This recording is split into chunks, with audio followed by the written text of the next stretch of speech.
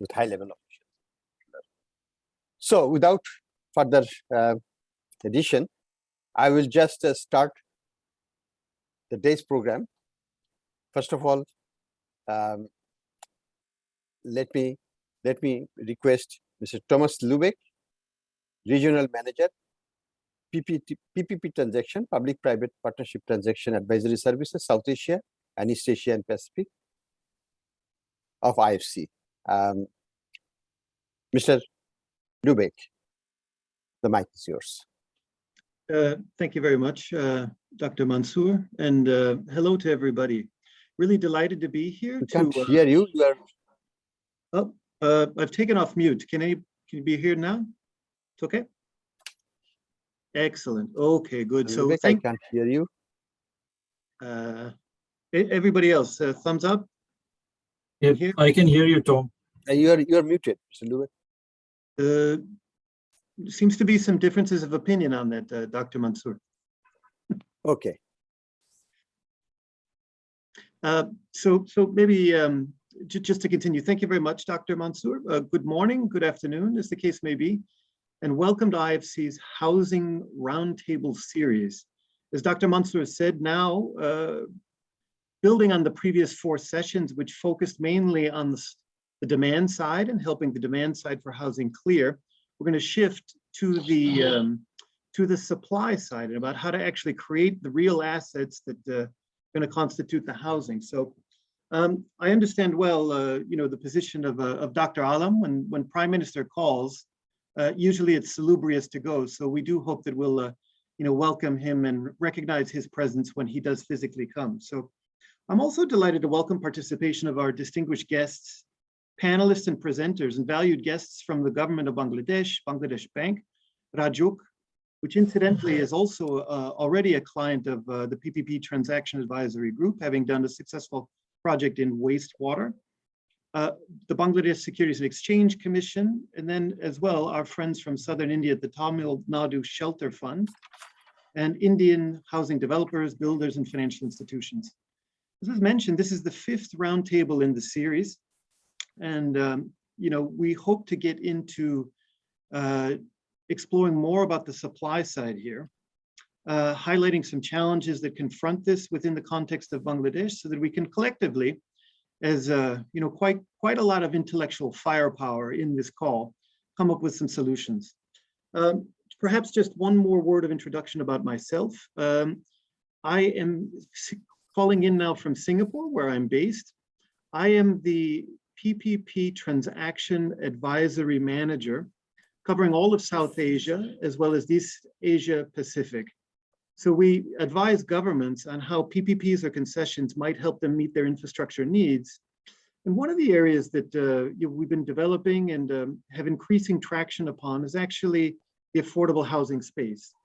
And one of the later panels, you hear more from my colleague, Mr. Samit Shukla, who was really the champion of this particular product within my group. Prior to this, I've been working in the housing sector off and on in different capacities since 1999, where I was based in the former Soviet Union and really got the industry started in the former Soviet Republic of Georgia, made contributions as well as in the Russian Federation, Ukraine, and elsewhere. So to come to the topic, I regret I can't be there together with everybody physically today in Dhaka, but we understand the context COVID is still placing on us. So without further ado, supply of affordable housing in Bangladesh. So IFC has been undertaking a number of recent studies and assessments, which shows that the existing demand for urban affordable housing for the lower and the middle income group is about 6 million units, and estimated to increase to 10.5 million units by 2030, which is acceleratingly coming closer and closer towards us. So IFC estimates that the minimum amount of capital investment that's required to create this supply is up to 7.1 trillion taka, just for 3.5 commercially viable units. And then on top of this, the annual supply is only 31,500, of which 17,000 were supplied by the private sector. So just looking at those numbers, anybody can see that the gap between the bid and the ask is absolutely massive. if we look at the situation, taking a couple of step backs, there's two ways to see this. First is that the amount of investment required really could be a very large market and market potential opportunity for the private sector. If we toggle for a moment and try to switch to view this from the political lens, right? The government or politicians who are able to find a way to create housing stock of this type will materially impact in a positive way the quality of life of quite a large number of people. So, from political lens, it's actually quite important as well. So suffice it to say, we've got ample reason to be here today to discuss and focus on this topic. So looking ahead and just kind of putting this out there to be discussed in more detail, the key challenges: land availability, of course, high value of land in metropolitan areas with increasingly rapid land prices, and land transparency, ownership issues, land records makes it very difficult for the private sector to get unencumbered access to the land with which to build. Regulatory delivery. Suppliers need to factor in currently significant amount of cost and time and energy to get all of the requisite clearances, permits, registrations, and approvals. Some estimates can take up to 6 months before a project can even start. So our assessment indicates that streamlining land-related public offices could reduce development costs by 10% for developers. And in today's day and age, really, the time is really of the absolute essence. And this should not be such an important obstacle to allowing to get up to the starting point for the developer. Moreover, if one thinks about where the land is available, right? Connectivity and infrastructure there is really important to make sure that the population can get from point A to point B, from where they live to where they may work or otherwise want to go. There's been low demand for low-cost housing projects in peripheral areas due to transport connectivity, simply stated. Infrastructure like multinodal connectivity, schools, healthcare, shopping centers are really an important part of the ecosystem for making peripheral areas attractive for families and people to relocate to. I think this will come as no surprise to many people on the call that also high cost of construction material is an issue as well. Construction companies find it difficult to complete the projects within budgets due to wide fluctuations in prices, some of the inputs in the construction materials. And especially currently, with the increasing spikes in oil price and other commodities, I think that this is only really going to go in one direction.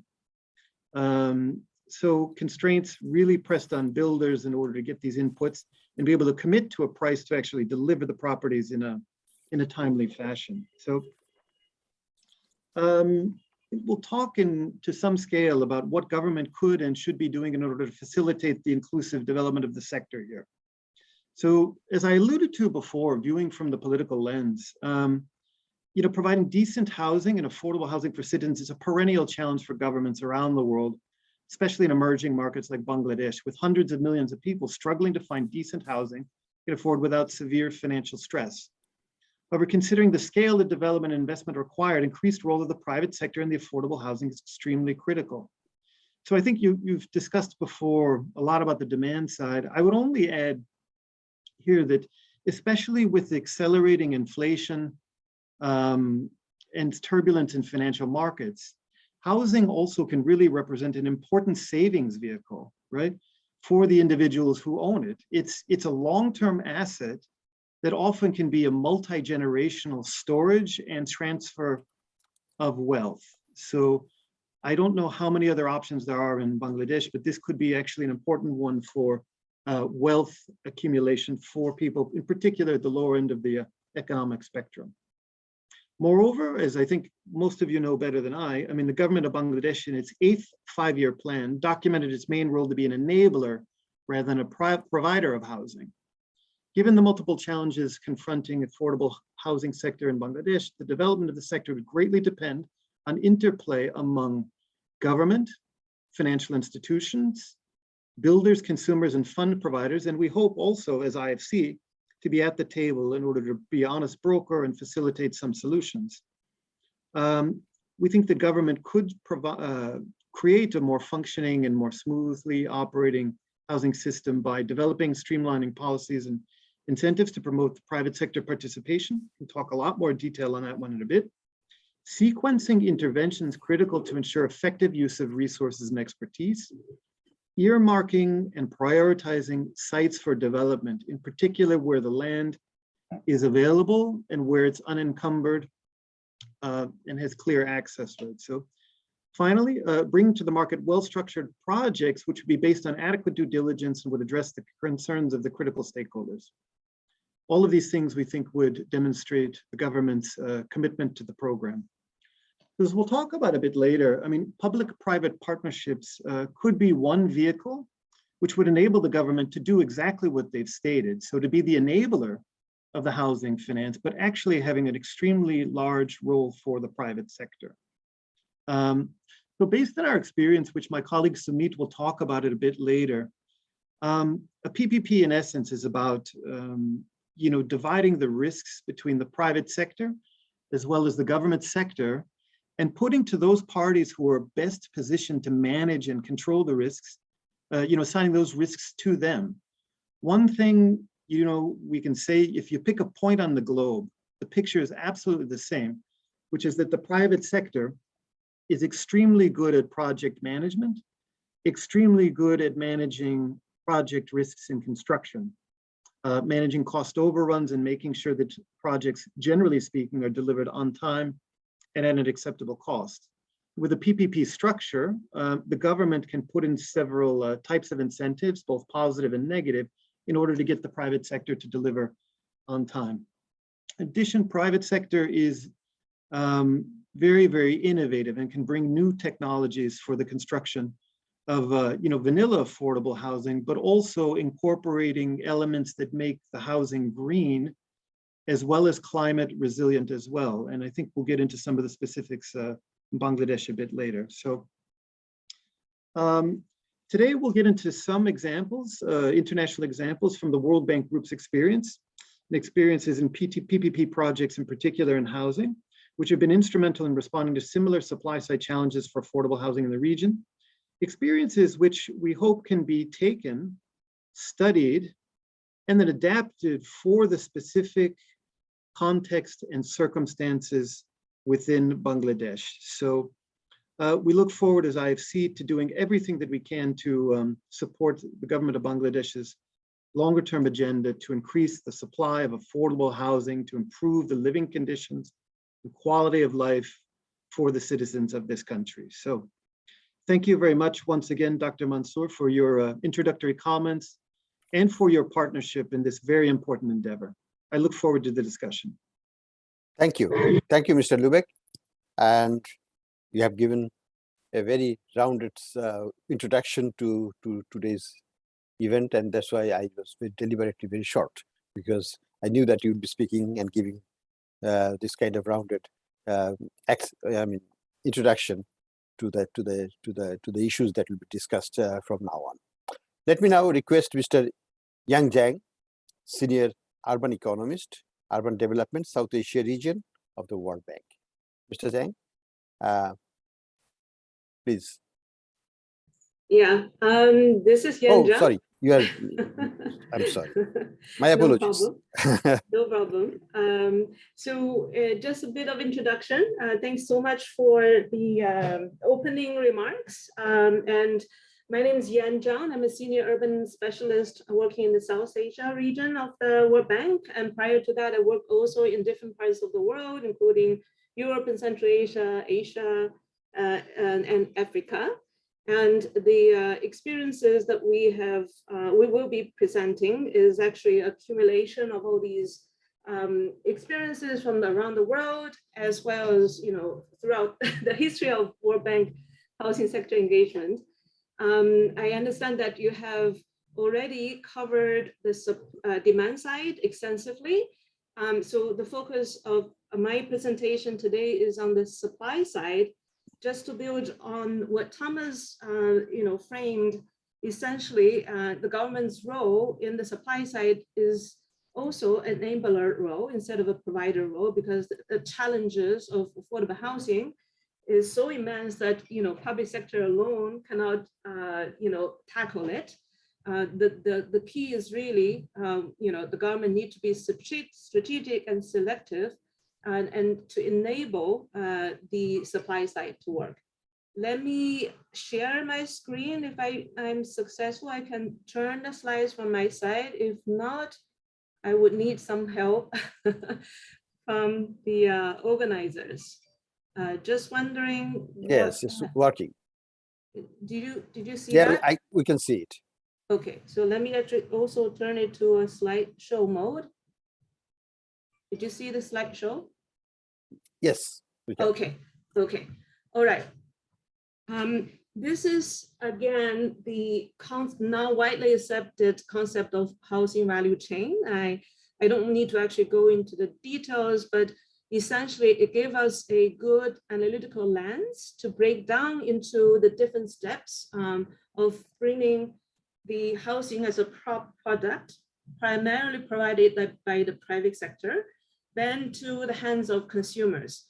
It is really useful in that, when we talk about supply and demand is, becoming so vague and conceptual, but once you actually break it down into the steps it's taken and the subsectors that are involved in producing that final product and deliver it to the hands of the end consumers, then you have a lot of also levers in the hands of the government to help facilitate that process, to be able to deliver it to the hands of the consumers in a more efficient and equitable and sustainable way.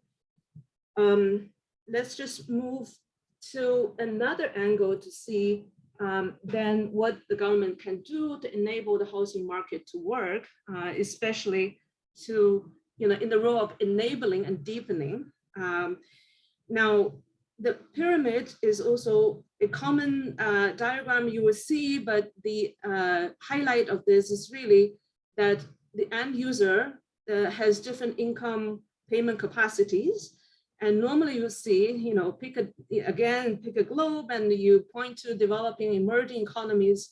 What you can often see is that the private sector only were able to cater to middle and upper income segments of the income distribution, and lower income groups and families are often left underserved or unserved.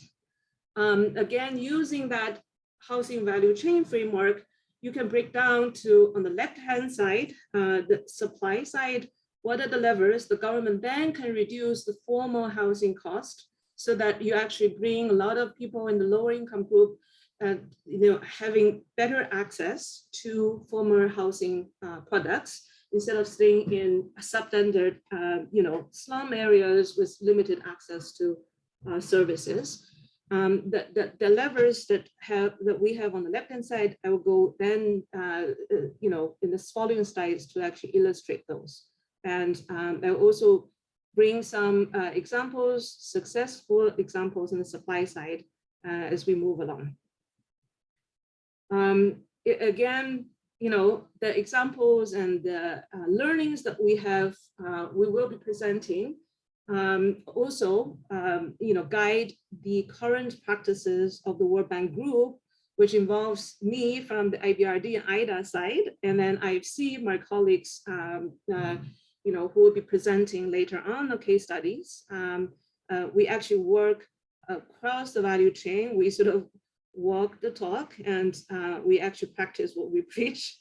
And from the examples that we will be showing, we work across different emerging and developing markets, from those that are considered nascent, just start developing its housing market, to basic to intermediate. And we work on, on the supply side to help the government to improve the enabling environment and to work specifically along the, land, access to land, providing strategic infrastructure and, support their planning and zoning regimes to promote more compact urban development, strengthening the links in terms of transportation, and introducing incremental standards or flexible standards to allow more responsive provision of these infrastructure services as well. And at the downstream level, our colleagues at IFC has been working also across different markets, but then, corresponding to different markets' capacity and needs, there are different, measures or products that IFC colleagues are able to offer in this, across the range of markets. And on the supply side, that's sort of the mapping of what, on the one hand, the government has as levers to promote and facilitate, enable the market to work, especially also working in a more inclusive manner. And also on the, from the World Bank side, these are also different areas of support we typically can provide to our client countries. And later on, let me just highlight, the cases that we'll be, showcasing following my presentation will be more a case of in the intermediate market, where the World Bank actually supported in kind of a initial capitalization of a fund. It's called Nadu Shelter Funds. We provide the initial 35 million equity investments in this fund to crowd in private sector financing in affordable housing market through a mixed income, mixed users model to allow quad subsidization to happen, to make the provision of the EWS or economic weaker sector housing more viable for the private developers. Later, Mr. Varma will be presenting that case. And similarly, we also had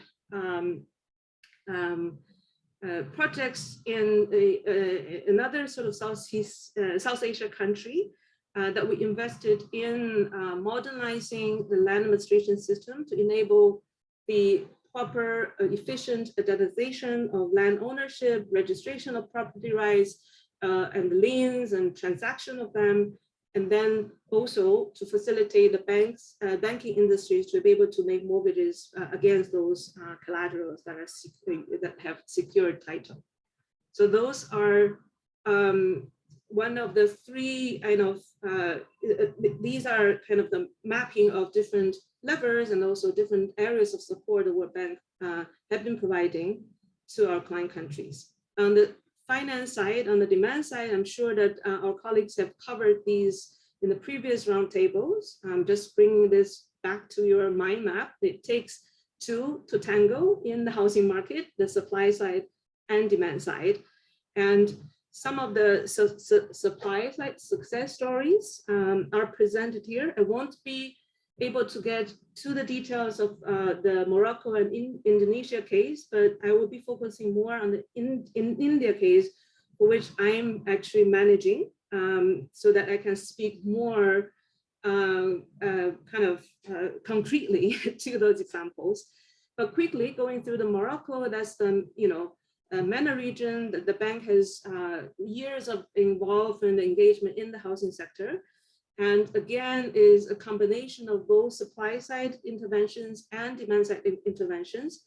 On the supply side, we supported them, with more kind of an enabling environment, and the government has their own cities without slum programs, which have both curative and preventive measures to upgrading slums on the one hand and support acquisition of new assets by the low-income people, and also, a range of schemes like tax incentives and, the consolidation on the institutional side of different public companies to have, a more efficient way of,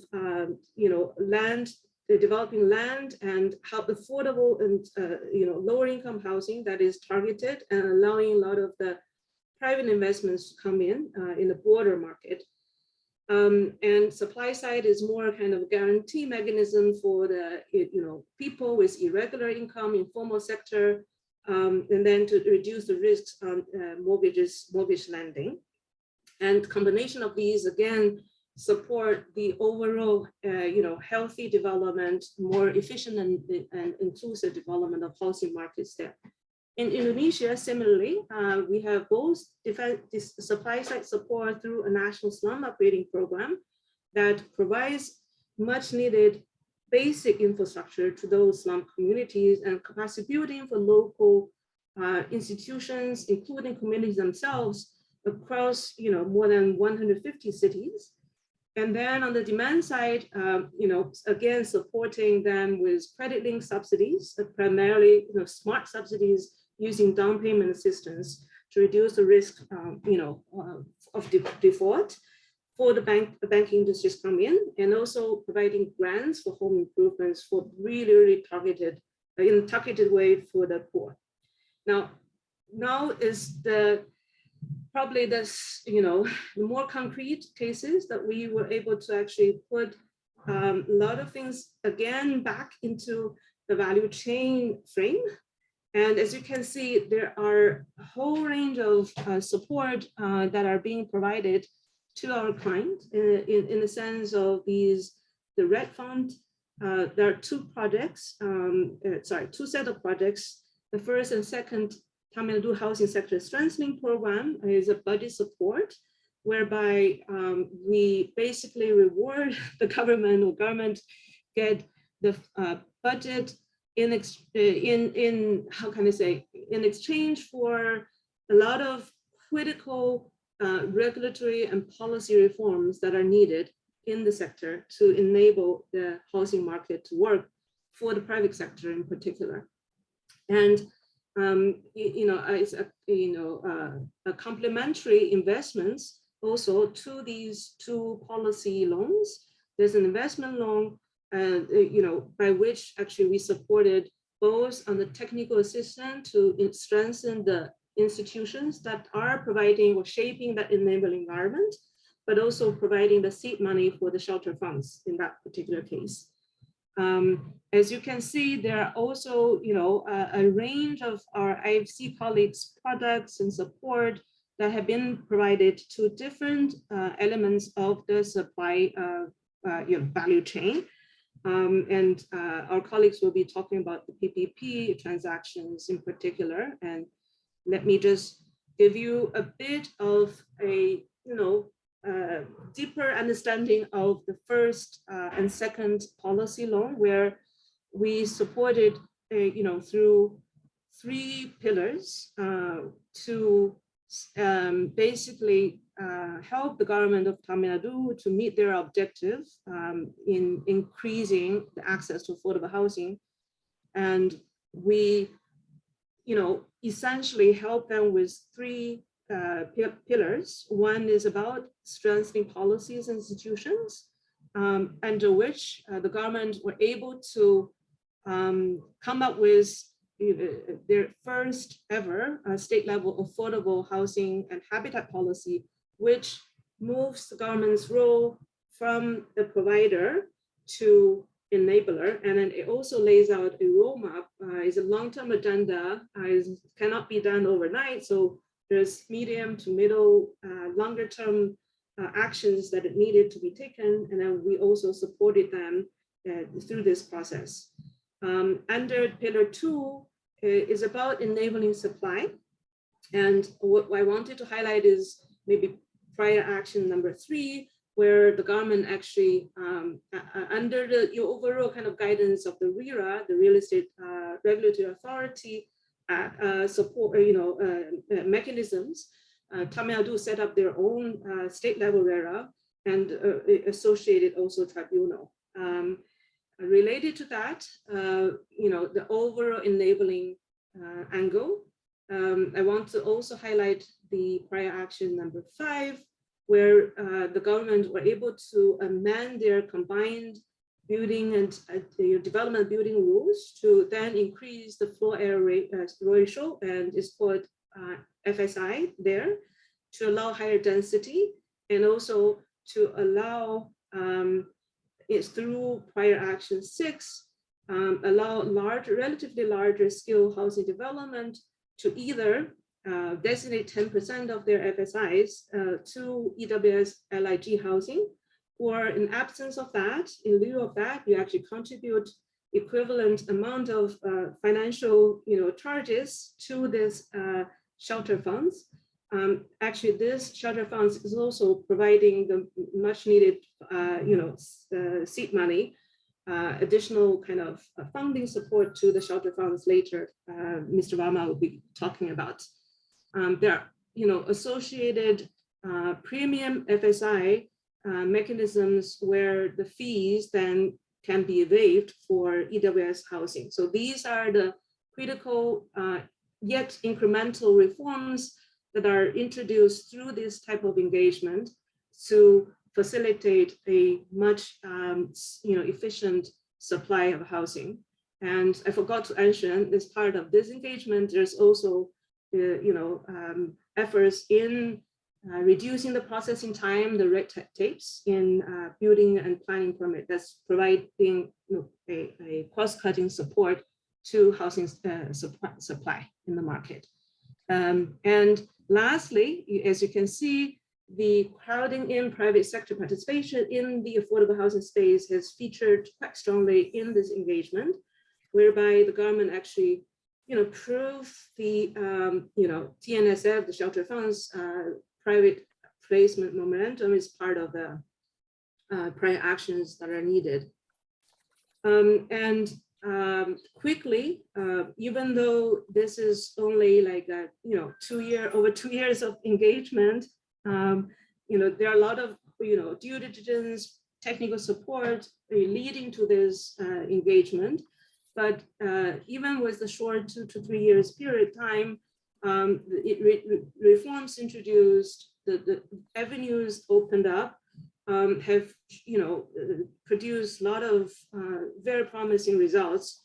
On the enabling environment, I wanted to highlight there are 60% of affordable housing now registered under RERA, and there are more than 25,000 units benefited from increased floor area ratio as part of the amended building regulations.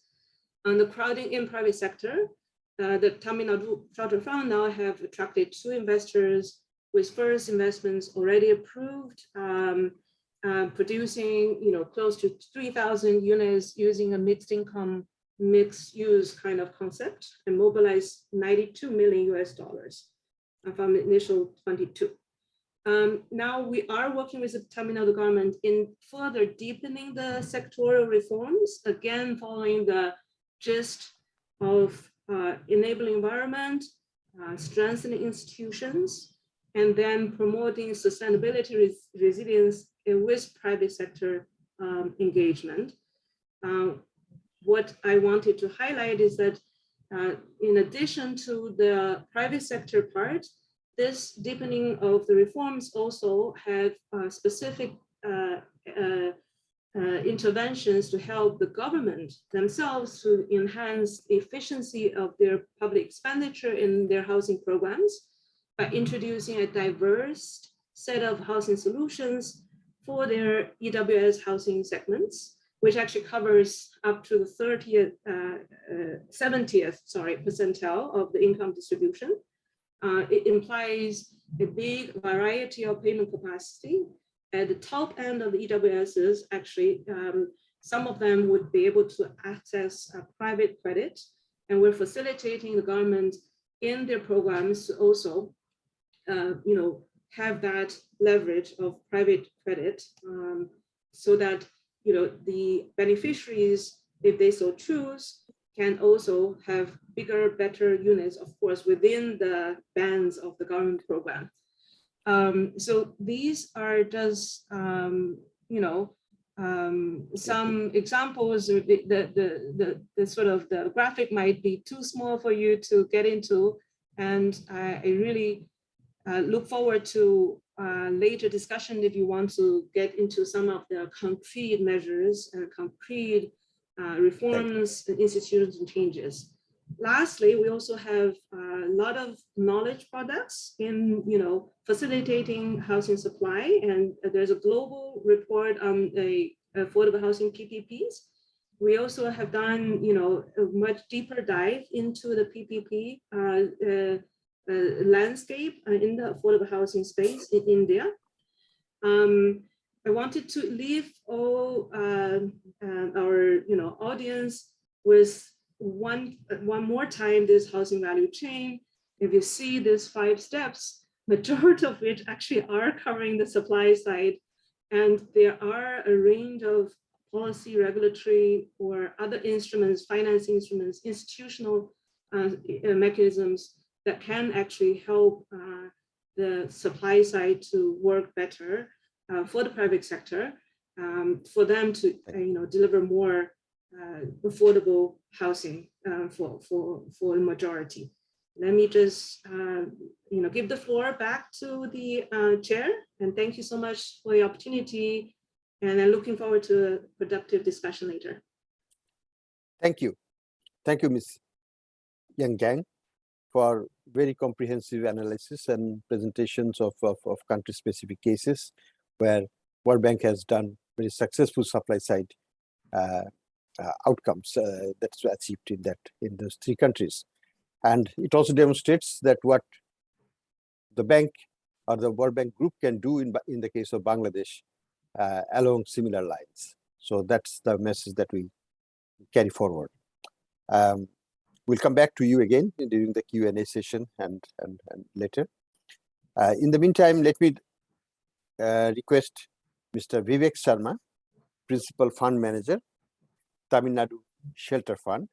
We know that India is particularly relevant for Bangladesh, and in our government circle, also in our intellectual circle, always look forward to see what India has done and compare with that. So this example from South India will be very pertinent. We believe that our Bangladesh counterpart can take lessons from that, and we all can see which particular elements of that program can be adapted in the context of Bangladesh in future to generate similar kind of synergies and supply side success stories.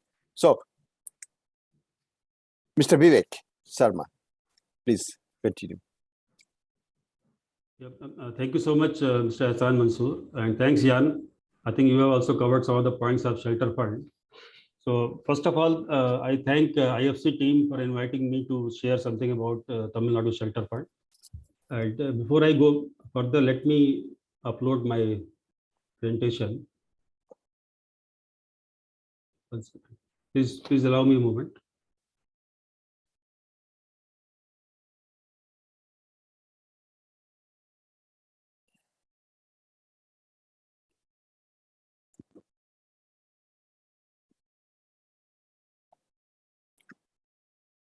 Okay, we got it.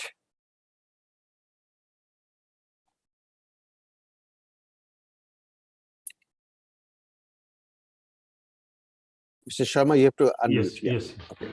So I'm going to talk about Tamil Nadu Shelter Fund, which, as Jan told all of us, is affordable housing fund. And this fund is managed by a company called TNIFMC, Tamil Nadu Infrastructure Fund Management Corporation. And I will talk about TNIFMC, the background, why it was created by state government and the PPP, all those things in my next slides. So as you can see, the TNFMC, the main purpose of creating TNFMC was to create an entity on the lines of private sector asset management companies, so that this asset management company can raise the funds from global investors, including multilaterals like World Bank and IFC and Asian Development Bank, etc. And then they can invest this money into various infrastructure projects, including affordable housing in the state of Tamil Nadu. And as you know, Tamil Nadu is one of the largest state in terms of not only geographical area, but in terms of size of economy also in top 3 states with a population of 72 million. So it's quite big state and very forward state in terms of all the economic and development the parameters.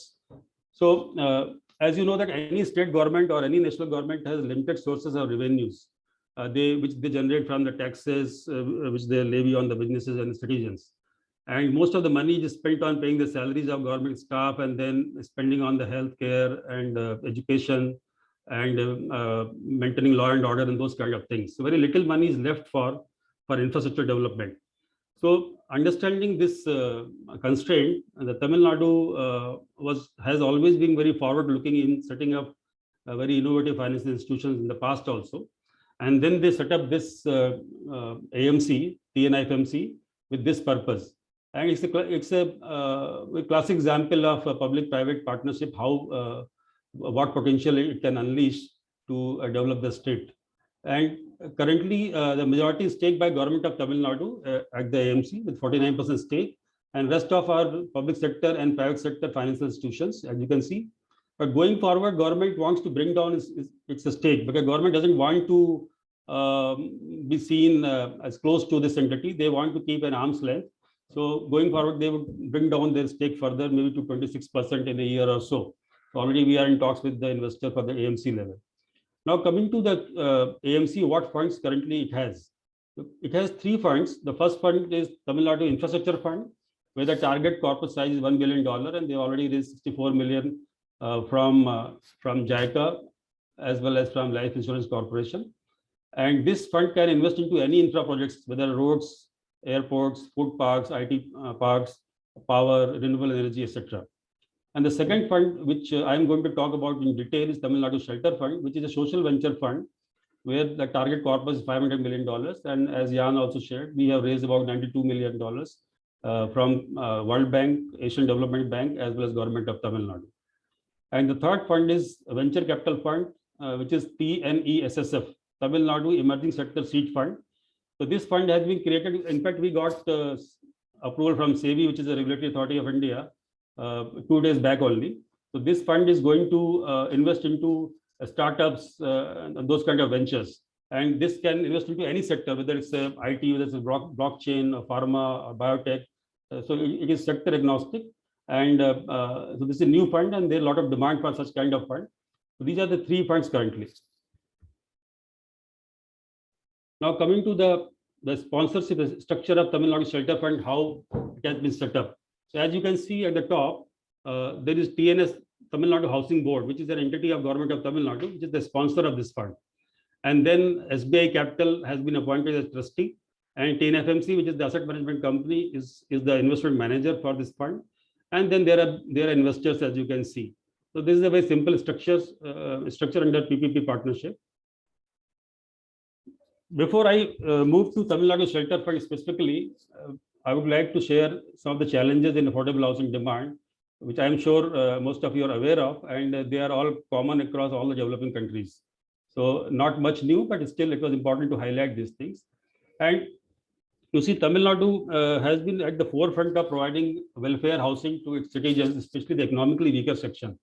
And they have been providing free housing. They have been providing highly subsidized housing in economically weaker section, because there is no supply from any private sector developer in the EW segment. There might be in MIG segment or lower income group segment or higher income group, but not in EWS particularly.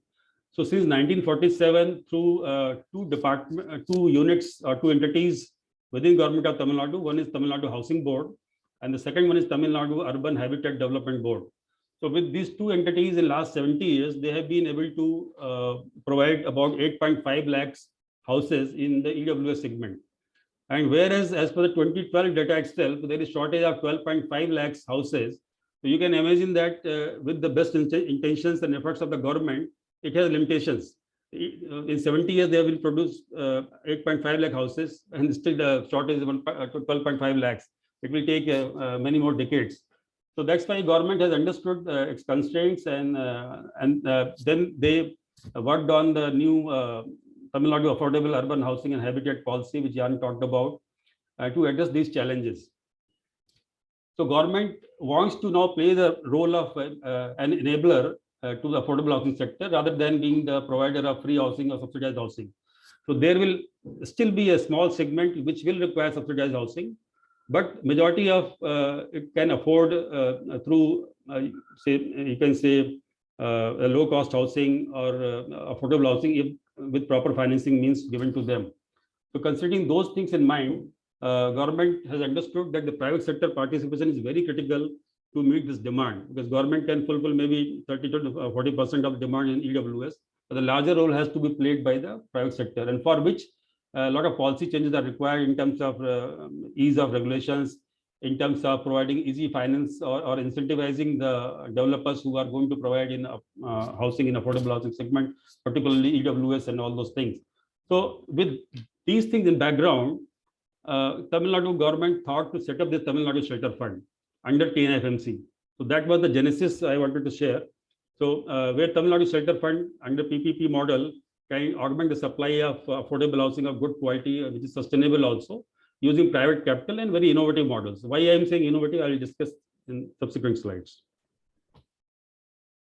So again, talking about shelter fund, as you know, affordable housing comes within in India under infrastructure, and we already have an infrastructure fund. Despite that, we have set up a separate fund for affordable housing at Tamil Nadu Shelter Fund as social impact fund, because we wanted not only to invest into commercially viable projects in affordable housing, but to create social impact through these projects, so that there is positive impact into the lives of people who are going to use these houses, or whether rental houses or ownership houses. And same time, they should be environmentally sustainable also. We wanted a separate focus on that. That's why we set up separate fund as a social venture fund. And this is India's first and largest social impact fund in affordable housing with triple bottom line approach. And we invest through equity or participating instruments. And this part, I think I have discussed. The life of fund is 10 years. Currently, there are 3 investors. And we have existing partnership with IFC for last 2-3 years to promote affordable green housing projects within the state of Tamil Nadu. And now we are going to have one more partnership with them to jointly develop a pipeline of private sector projects in affordable housing sector that is under process. So idea is that TNSF may complement the existing demand side incentives from the national program like Prime Minister Awas Yojana, while augmenting the incentive support to private sector needed in the medium term. So Tamil Nadu Shelter Fund can invest into any government project, any PPP project, as well as any private sector projects, both in rental housing as well as in ownership housing or buy and sell model. And typically, you know that if you see the data of shortage of affordable housing in urban areas, 95% of the shortage is in EWS and LIG segment. Though MIG also come under affordable housing, but the 95% shortage in EWS and LIG. So our focus is on EWS and LIG. Second thing, we are also looking at investing into rental housing for senior citizens, for working women who face challenges in getting such kind of good quality, affordable, safe housing. Then long-term rental housing for industrial workers. And we are working on senior and assisted living also. So first emphasis is that we say we are investors. So we have to give back the returns to our investors. So first thing which we see is that apart from the affordability of the project, that it should be financially viable. Because if it is not viable to us, then we cannot give returns to our investors, whether it's World Bank or whether any private global investor. So that is the first thing. Second thing, to ensure the environmental sustainability, we have made it mandatory that the project should be green certified by any reputed institution like IFC's EDGE or GRIHA or IGBC, etc.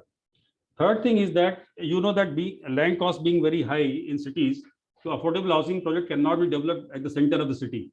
So they have to be at the periphery or at the outskirts of the city.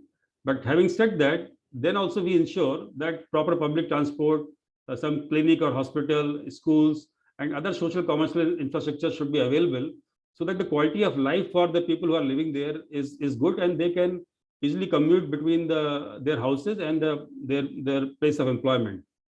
And we have very robust ESG framework, which we have developed through with the guidance of World Bank and Asian Development Bank, and with the help of KPMG, aligned to the international standards. So through that ESG framework, we screen every project, even though it might be financially viable, but we screen every project so that there are no adverse ESG risks are there. Now coming to what new we are doing, I think Jan talked about mixed income and mixed use housing. So though we are investing in all kinds of affordable housing projects, at the same time, our focus is on how we can bring down the cost of the EWS units particularly. So there we particularly promote a mixed income development where say middle income houses can be sold at per square feet higher prices or at higher margin, and that can be used to subsidize the with the lower margin in case of EWS housing within the same campus. Similarly, when I talk about mixed use, so within the same development, if we can have some shops or some maybe small shopping complex or some or maybe a co-working space which can generate some rental income, so that can be used to cross-subsidize again the EWS housing. So these are some of the innovative things which we are using. And as I said earlier, the project has to be financially sustainable. It has to be climate resilient and harmonious with the environment, and which ultimately improves the quality of occupants who are going to live there and supported with the social commercial infrastructure. And we use new technologies and design concepts to make it more sustainable, at the same time to bring down the cost and timelines. Because by using new materials and new technology, if you can reduce the cost, then that again we can pass on to the buyers from economically weaker sections. And last one is the social inclusion we insist on. So when we promote mixed income housing, so there are different classes of people, they live in the same campus. So that also promotes the social inclusion thing, instead of they being ghettoed or you can say siloed. So I think effort should be as a society to bring them to the mainstream. Now coming to ESG management system, though I spoke in the previous slide. So this ESG system is aligned to UN sustainability goals also. And not only we see the risks at the screening stage, if we decide to invest into the project, then during the life cycle of the project, till we are invested in that project, we monitor the performance against all those risks. Plus, we also see what is the impact because of our investment, whether it's a saving in the water, whether it's saving in the power consumption, whether it's a health improvement in the occupants, whether it's a carbon footprint savings, or whether there is direct employment generation or indirect employment generations. All those parameters we look at when we assess the impact. So this is one summary slide of ESG impact assessment, just to give an idea. So that there you can see that the types of impact we have bucketed in three groups: environmental, social, and governance. So under each group, we measure what are the direct impacts and what are the indirect impacts. Then there are the key performance indicators, so that they can be measured in terms of some numbers. Because we believe that anything which cannot be measured, that cannot be managed. So we can keep on talking things have improved or quality is improved, but what is the measure? So we should measure that, so that gives confidence to the team to do such more projects and maybe improvise further in the subsequent projects, and gives confidence to the investors also to pump more money in such kind of projects. And as you can see, then every impact we align to the relevant UN Sustainability Development Goals. I want to show one typical structure in case of government projects. As you know that the private sector investors, they are quite wary of government, because government is not known for managing the private investments or these kind of assets. So government has its strengths and limitations both. So considering that thing, when we look at the government projects, we have devised one structure where we create one SPV or platform company, where the government of Tamil Nadu as well as the Tamil Nadu Shelter Fund, we come with the minimal equity and form this company. And this company executes various projects at different locations of a particular asset class. Suppose it's working on hostels, then the hostel can be at X location, Y location, Z location, like that. Suppose we develop industrial housing, then it can be again at several locations. But the structure we follow almost same. And then the funding comes from Shelter Fund in terms of some kind of participating instruments like NCD or OCD kind of thing. And all these construction contract, operational maintenance contract, they are all handled by the private players. And this platform company is managed by the professionals. They are not the government employees. They are professionals who understand that business, so that the quality and the profitability and the maintenance, everything is as good as any reputed private sector operator.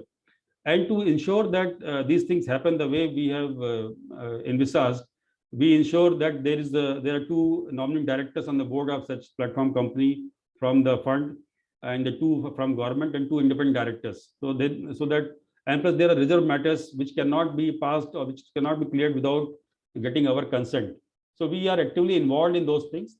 And in case some project where we feel that returns are less than our target return, but it has a strong social impact or government still wants to go for that project, then government the bridges that gap by providing viability gap funding so that the target returns of the fund are not compromised.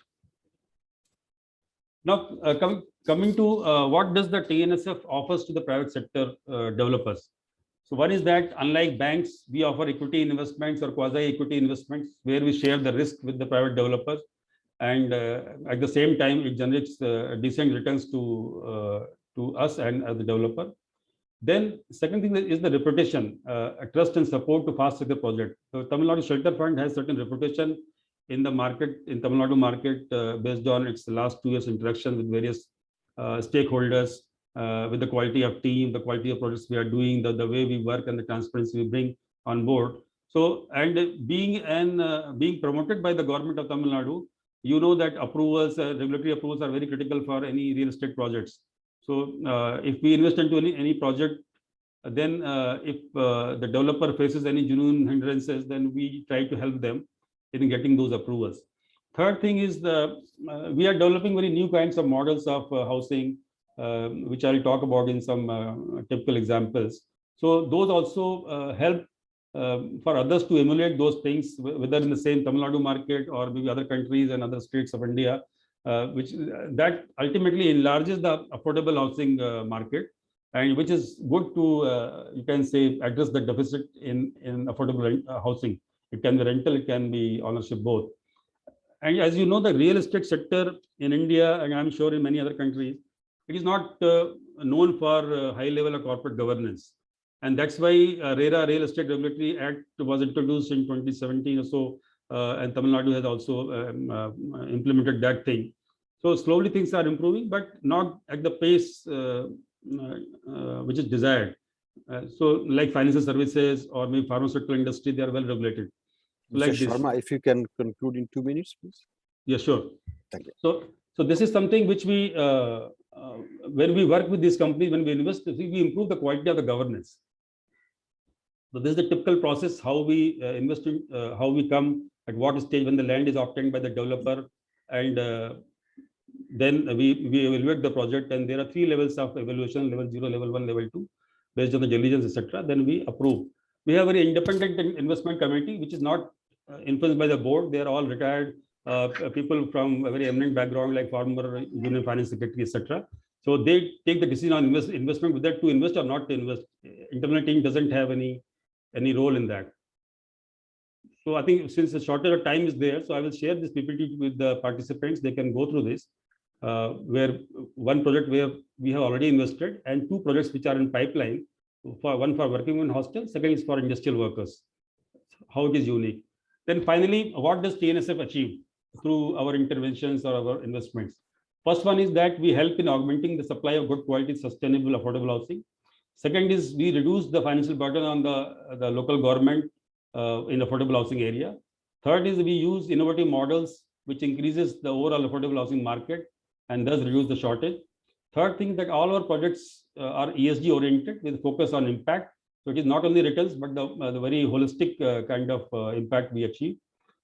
Next is it motivates and incentivizes the private players who want to enter into this space, especially who want to develop for EWS and LIG segment. And the last one is through by using this cross income or you can cross asset model, mixed income, mixed use model. We try to bring down the cost of the unit for EWS section, which increase the affordability, and thus again many people can buy the houses compared to the normal prices. So this is from my side. So thank you so much for listening to me patiently. Thank you, Mr. Sharma. Sure. We may come back to you if there are queries and interesting questions on this Indian experience from our audience. Sure. Thank you so much. It's always good to hear how Indian housing front is progressing fast and in a much broad-based way across all over India in various states. And these are good examples for us to look at always, as I said before. Thank Let you. me now request our distinguished panelist, Mr. Amin Ullah Nuri. But in the meantime, let me make an announcement.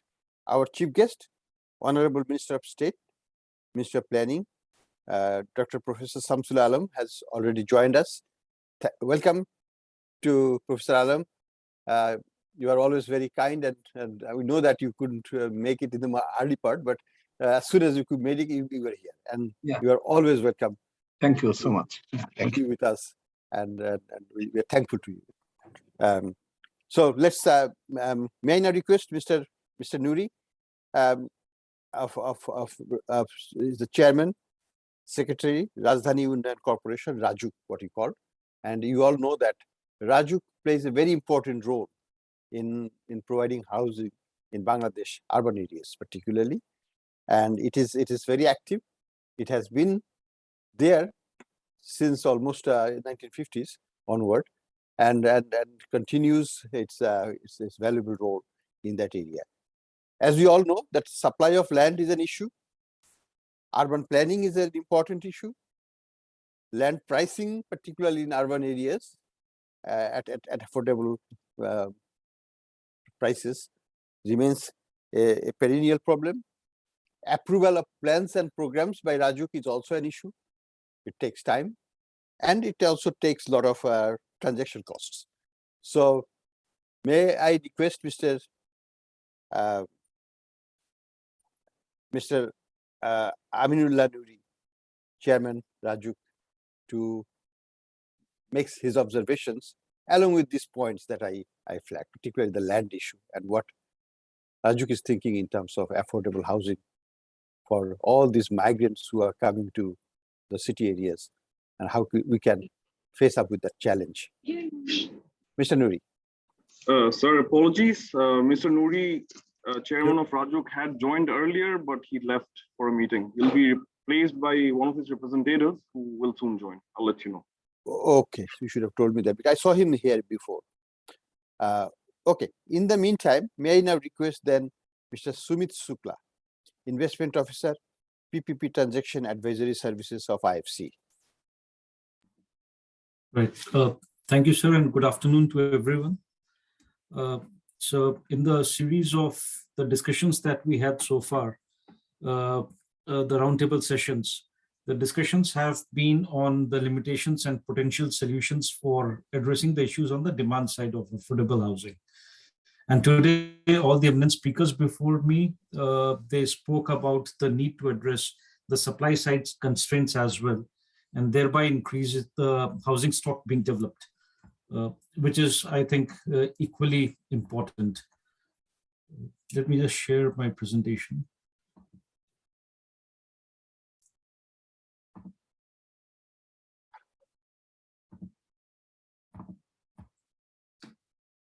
Right. So considering the scale of development that is required, which has been documented as around 10 million units by 2030 at an estimated cost of $86 billion, I think private sector participation is extremely critical, both in terms of mobilizing the investment, as well as keeping pace with the construction and delivering the number of housing units that are required.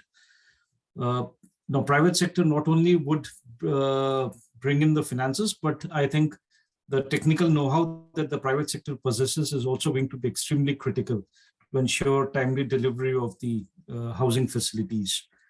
Now, government can achieve this by assuming the role of an enabler, as the government of Bangladesh has already identified and acknowledged, and streamline the incentives and the various initiatives that they have been taking over the years to shape affordable housing development programs across the country. Now, they could achieve this by creating a functioning housing ecosystem, and by developing and streamlining policies and incentives to promote private sector participation. One of the steps that the government can take is developing a robust PPP framework, which is replicable and which would enable the government to harness stakeholder resources, build their capacity. It would enable the government to right-size the projects, and also most importantly, it will demonstrate to the market the government's commitment to affordable housing development going forward. So PPPs are a market-based solution that could attract the private sector and kickstart the development in the country. During the course of the presentation, what I would discuss is the critical parameters that have to be considered for structuring a PPP transaction, and then the case study and then a successfully closed project in India that we did. And I would also like to present some of the financials of that project and the benefit and the impact that it had finally. So if you look at the critical success parameters while structuring any affordable housing transaction, I think the important aspects are the availability of the land for project development.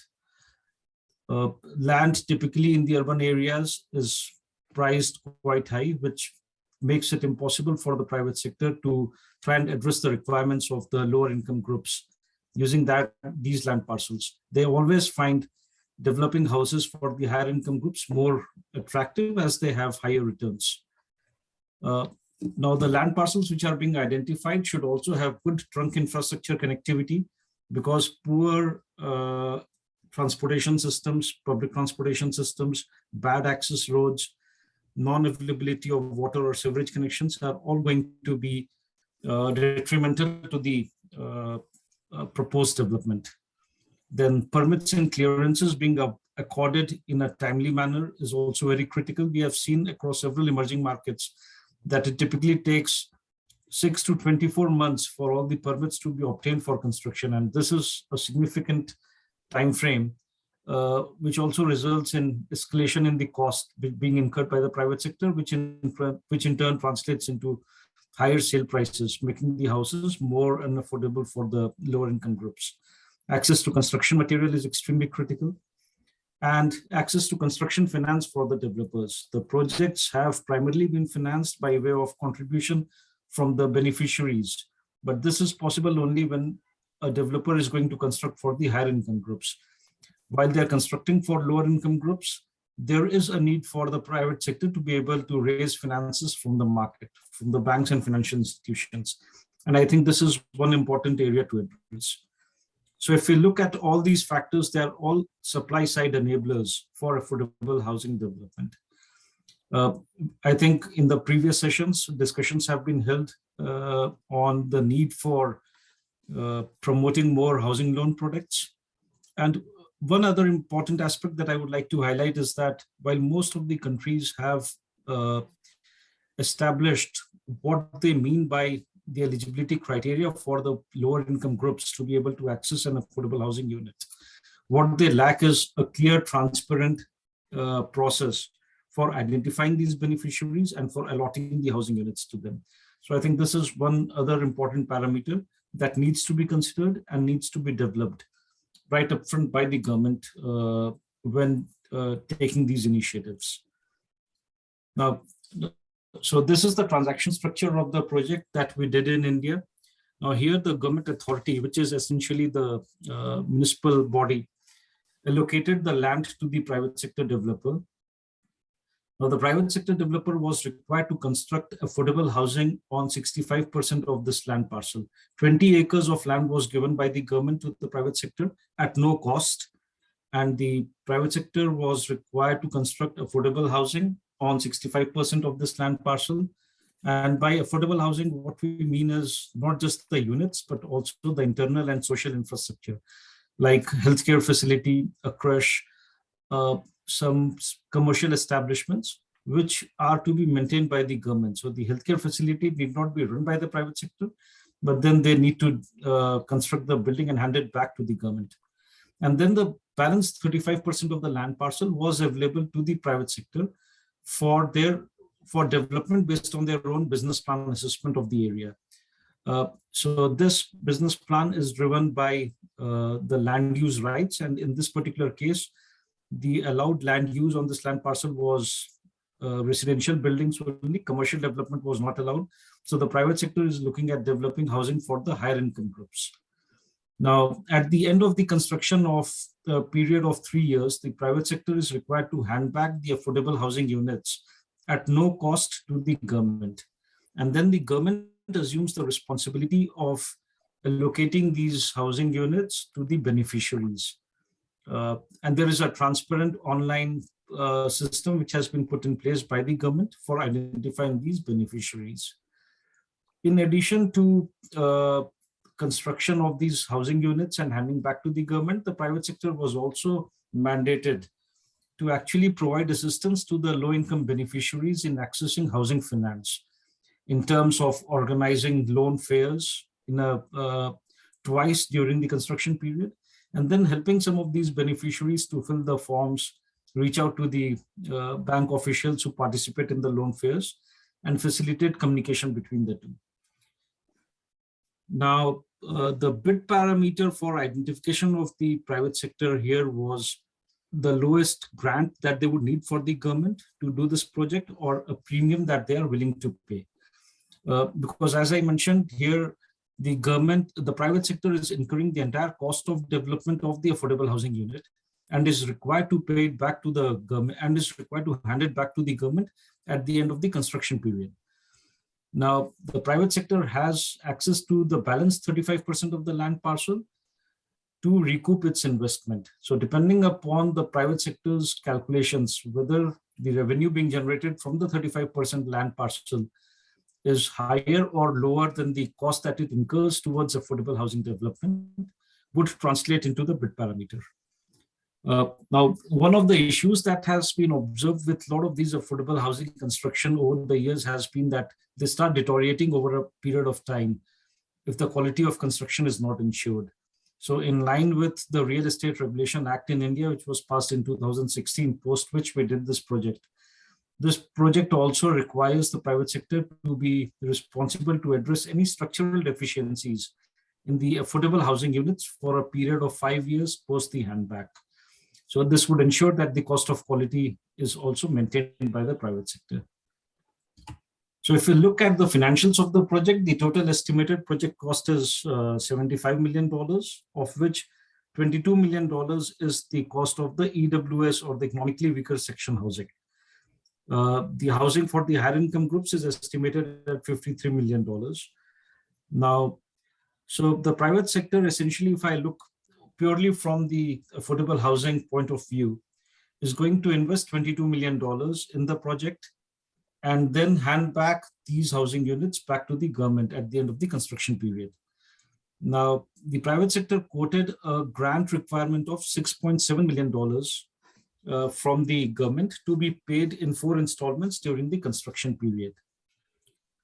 So essentially, we can also see it in a way that the private sector perceives that the amount of revenue that they would be able to generate from the 35% of the land parcel is going to fall short from their expected returns by around $6.7 million, considering their obligation to construct the affordable housing units at their cost and handing it back, and also being responsible for addressing any structural deficiencies for 5 years. So on the face of it, it seems that the government here is giving 35% of the land parcel to the private sector and also paying $6.7 million. And in return for this, they get an asset worth $22 million.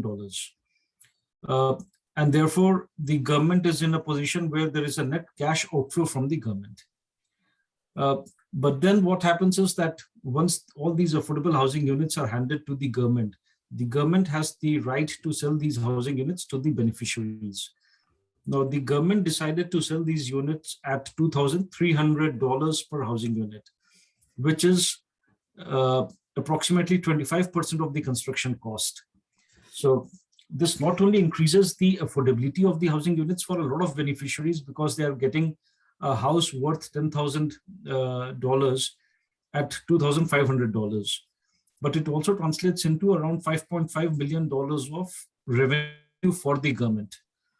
And under the Pradhan Mantri Awas Yojana, central government scheme, the government was getting another $5.5 million from the state government was getting another 5.5 million from the central government, thus adding up to 11 million, resulting in a net benefit for the government of approximately $3.4 million.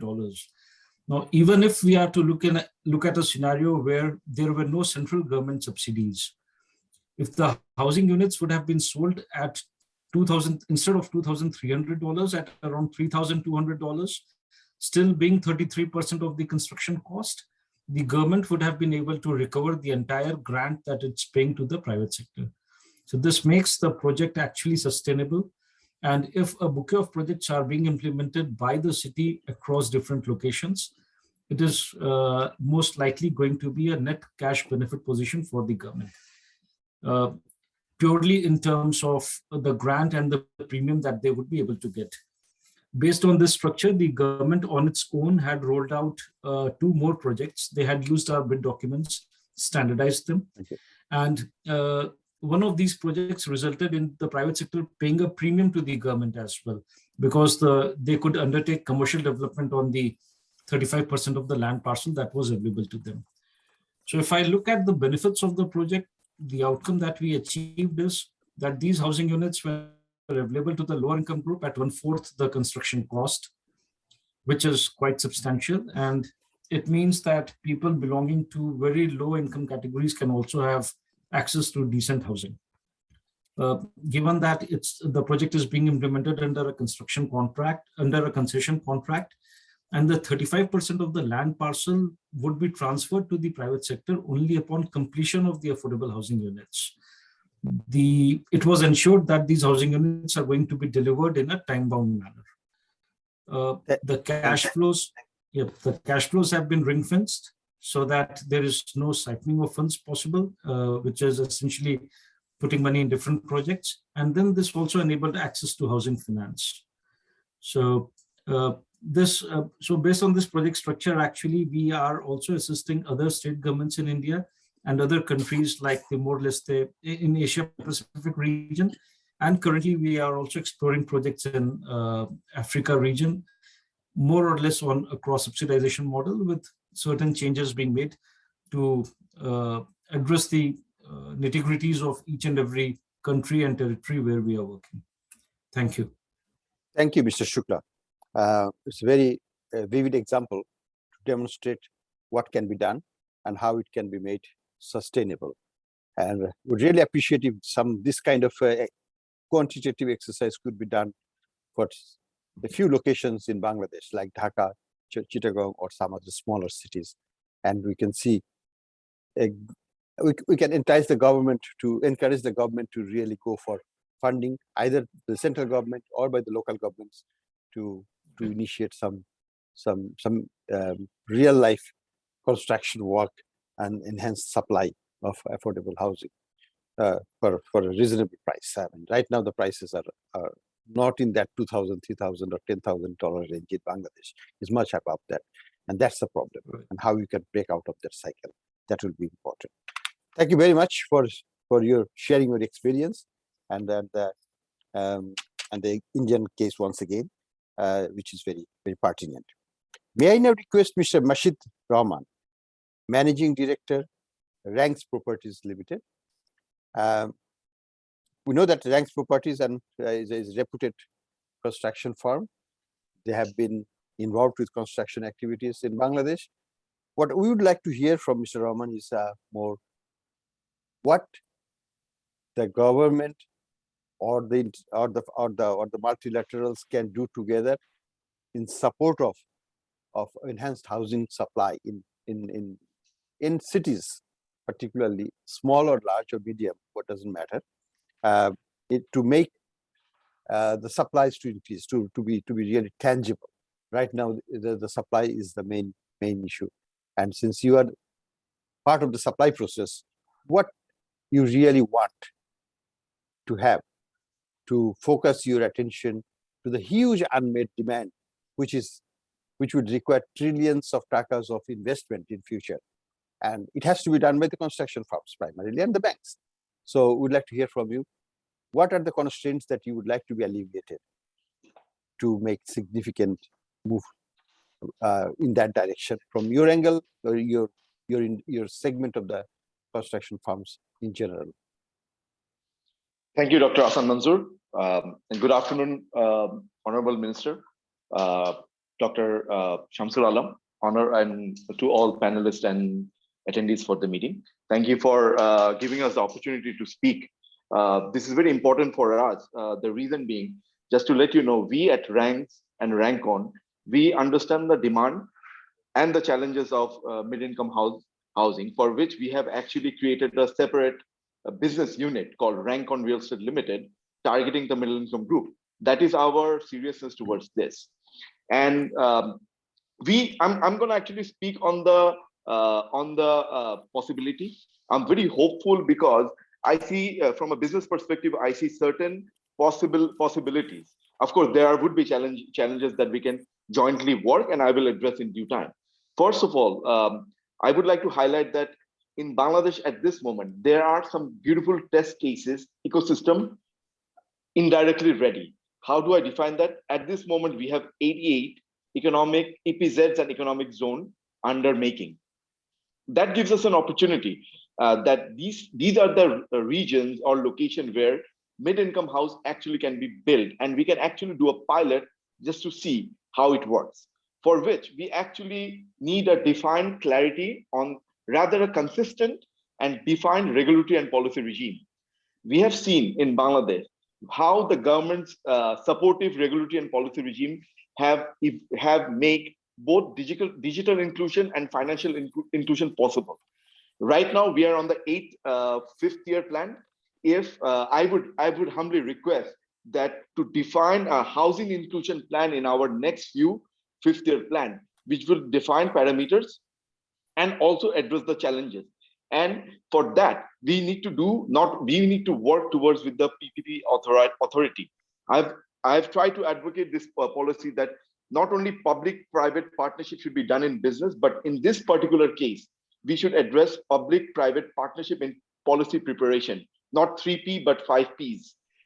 Both the lending agencies, the regulatory regime, the government, the think tanks, and the private sector, if they can sit together to address defined areas to work together, I think in next 15 years or 20 years, we should be able to address the housing challenges. And the challenge is going to be enormous.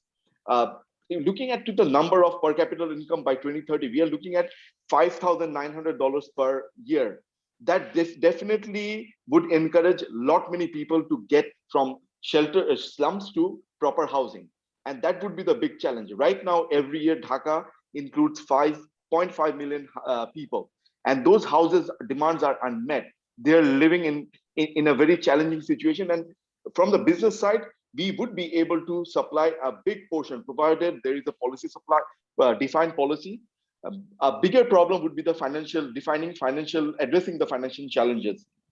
That I'm going to talk in a separate mode, because I believe Bangladesh has sort of solved the financial problem being a microcredit champion across the world. If we are a microcredit champion, if we can extrapolate the whole idea of microcredit recovery into the housing sector,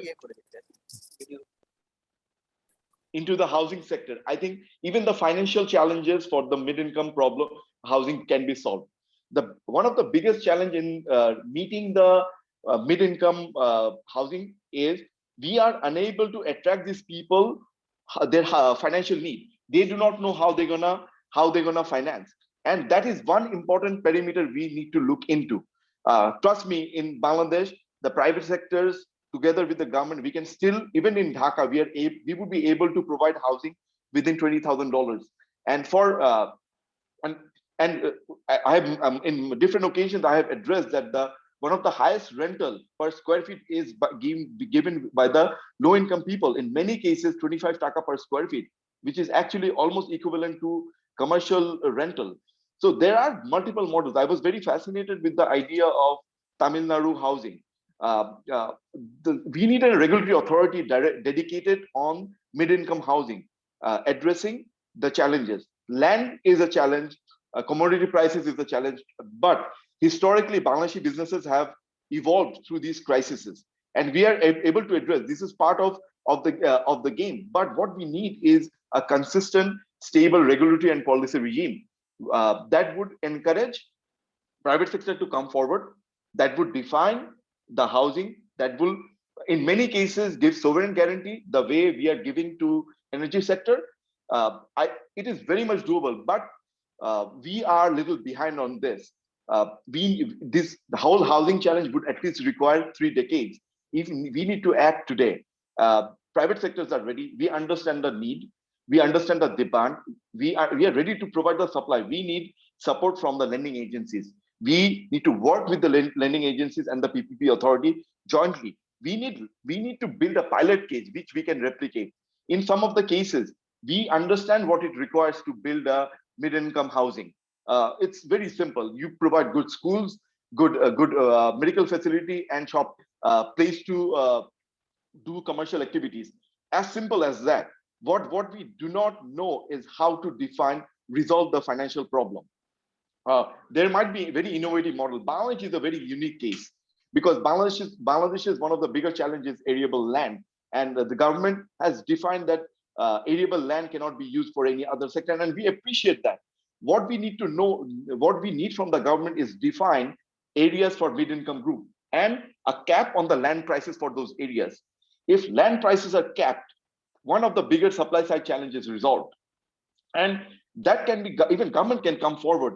For example, there are 88 EPZs that we have. If the government defines housing zone on each of those EPZs and provides land to us and give us timeline, we should be able to build housing, and government can support us in that. There are working models that we can develop jointly. We can, of course, take international best cases, the one in like Tamil Nadu Housing Authority. That is a very fascinating case. The same can be replicated in Bangladesh. Historically, we have, during the digital inclusion or financial inclusion, I have seen, witnessed how the government has come forward to resolving the issue. I think it is time, the way Bangladesh is progressing, both the government, private sector, and the lending agencies should work to develop a policy, define parameters, resolve issues, that one, financial issues, land issues, we all know. We are ready to work on it. We need a definition, clarity. More importantly, defined KPIs, not only from us, that you have to build it by X amount of time. We need a defined KPI timeline from the regulatory authority on getting all our permissions. In many of the cases, our permission gets stacked, halted for a year and a half. Even if the given permission goes to, we start a business with a defined permission and suddenly it gets changes. That impacts our business. That's a major impediment. By the time we get a permission, we have already incurred 10% financial cost in addition to our business costs. These are the very real business case, Honorable Minister, Honorable Policymaker who are here today, as well as lending agencies. We need this to be addressed.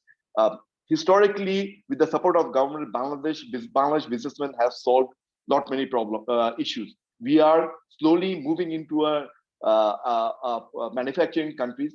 When this happens, we ourselves see that we have our own economic zone where we are building cars and motorcycles. We see there's a massive housing problems on those regions, and we are trying to address those. Having 88 economic zone is a possibility. We need, I repeat that we need a consistent regulatory policy support. That's all the businesses require. We see that we have a very progressive government, business-friendly government. I humbly request the Honorable Minister to take this, our plea, that we need some KPIs, even from the regulatory regime on permissions. We need some support on the land acquisition. We have seen how the economic zones are being set up in such a quick time. Even the power sector, the way they are evolving in such a quick time. These are great examples for the world. I think Bangladesh will eventually become a test case for others to replicate. It's time that we need your support to do in the housing sector. We are, from the supply side, we are ready.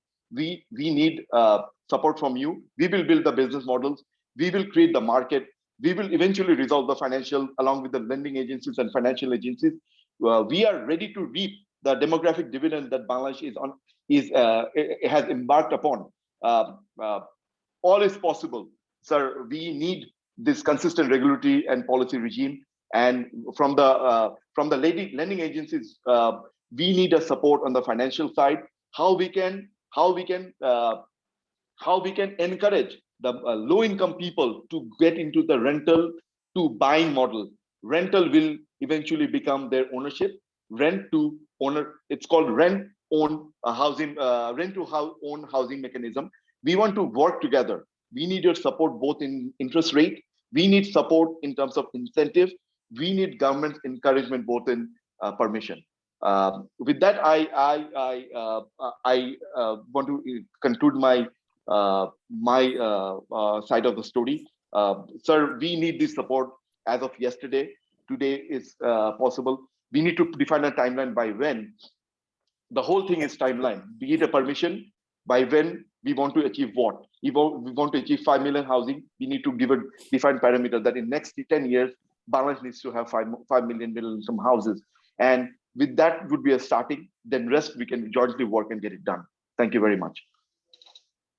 Thank you. Thank you, Mr. Mashid Islam. Very passionate appeal to the authorities to bring about changes in environment, enabling conditions, and so on. We all support that, and we all feel that that something will be done in the coming months or so in that area. And we are also very happy to know that private sector is ready, private sector is willing to participate in that process, and they're doing their best under the current circumstances, and hopefully with better enabling condition, things will improve. May I now request Mr. The representative from Rajuk. We know that we have lost the chairman Rajuk to an urgent meeting, but Mr. Ashraful Islam, town planner and project director, is with us, and he will help us understand where Rajuk stands right now in terms of affordable housing. What are their plans to accelerate that process, and in terms of urban planning and the new DAP that's being talked about. We understand that there are some land allocated for affordable housing under that initiative. What is the status of that, and whether we can hear some positive news about the approval process that Rajuk follows, more transparency in those things. So may I now request our senior representative from Rajuk to make his views known to us. Oh, okay, thank you for giving me the opportunity. Sorry, our chairman has another meeting. Today's honorable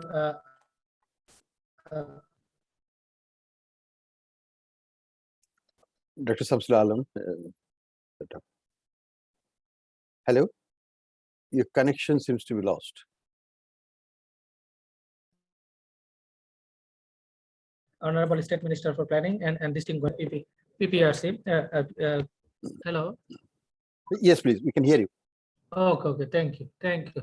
Oh, thank you again for giving me the opportunity. Sorry, our honorable chairman has another meeting, and distinguished guest, our honorable chief guest, our state minister here, and I have sorry, I have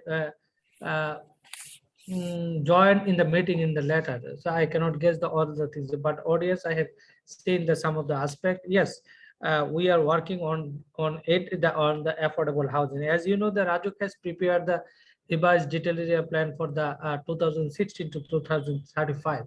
We have highly apprised the affordable housing aspect in our revised plan.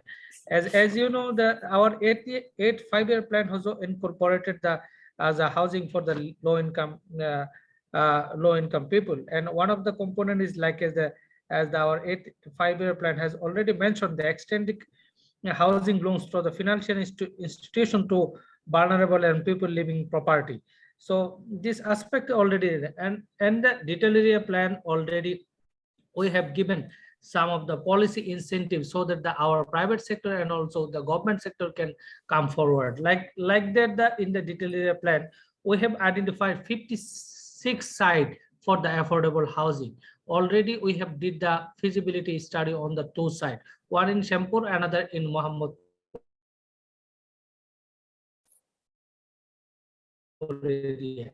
We are working on this. Simultaneously, we have allocated 89 acres of land in Purbachal area. We have already appointed our consultant for the feasibility study for the affordable housing in Purbachal area also. And And the main aspect is that, and the government has already implemented one of the example project in Mirpur region for the affordable slum dwellers. This is for the rental basis housing scheme. Already government has allocated 500 units to the slum dwellers in Mirpur region, and government has planned to develop another 10,000 units in within the Dhaka metropolitan region and also in the Kumilla region. And World Bank has given the extended their hand to support us, and our honorable Prime Minister also encouraged this kind of project is there. So what kind of policy we have given in for the affordable housing like that in our revised detailed area plan, like as the so that the private sector can come forward. As you know that the affordable housing should be in like as the within the walkable distance we should build up. So as you know, the Rajuk has planned to give the density zoning for whole the metropolitan region. So we have given that, but we have given the some of the relaxation for the affordable housing. Like if you wanted to some developers come forward for the affordable housing, their density will be 30% will be the we will give the incentive 30%, so that the private developers can come forward through the incentive aspect. Like as the one developer has developed an affordable housing in Mirpur area. On the other aspect, if they have another project in Gulshan area, they will get some of the far incentive floor area ratio benefit to exchanging the affordable housing. So their contribution to the affordable housing in this. And another aspect is like that our lending agencies is here. The affordable housing should be given as a soft loan, like as a as a minimum interest rate. If we can, one of the piloting project like as the in Mohammadpur region, we have did the pre-feasibility study. We have evaluating the land cost and their affordability, income level, and other things. Our calculation says that if we give them like as the what they are paying monthly rent already, the previous speaker already said that what where they are paying the monthly rent like as the 5,000 taka BDT like as a monthly rent. If you give the 5,000 taka in the monthly installment, if the 25 years repay back period, if we can give them the flat will be their ownership will get there. So under this study, we are evaluating such kind of things in under things, and hopefully we will do it elaborately in near future. We have fixed the target under the Rajuk, within the Dhaka metropolitan region, within the 2035, we wanted to build 1 lakh apartment unit for the low income people, for the affordable, both by the government and private sector. Like as we can do like as the 56 site we have identified, maybe the government can acquire this land, and through the public private partnership we can engage the private entrepreneur to engage to develop this each site. We can give the policy guideline on this side. So government is highly highly encourage this kind of initiative, like as and this policy has already adopted in our revised detailed area plan. I think that if this aspect can be implemented, and government has given their extent to give the soft loan to the private entrepreneur or even the flat owner who will be the owner in near future, then the project will be the successful. I think that our honorable state minister, he's here, he's give us the positive attitude. Of course he will do the positive attitude in near future when we submitted this kind of project from Rajuk side. I think that everyone should come forward, and on the other like and the permission aspect, that already as you know Raju has did the all kind of permission in the online format. Now previously they did the minimum 16 department for permission. Already we have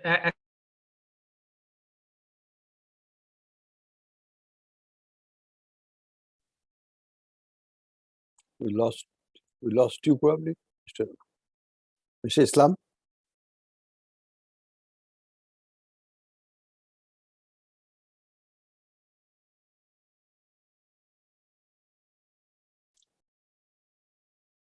Mr. Islam, have we lost you? The 12 department, only you did the permission from the 4 আমি তো block করছি agencies. কেন?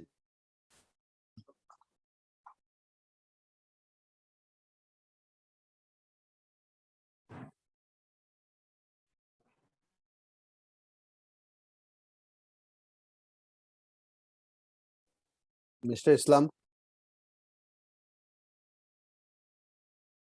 are you there?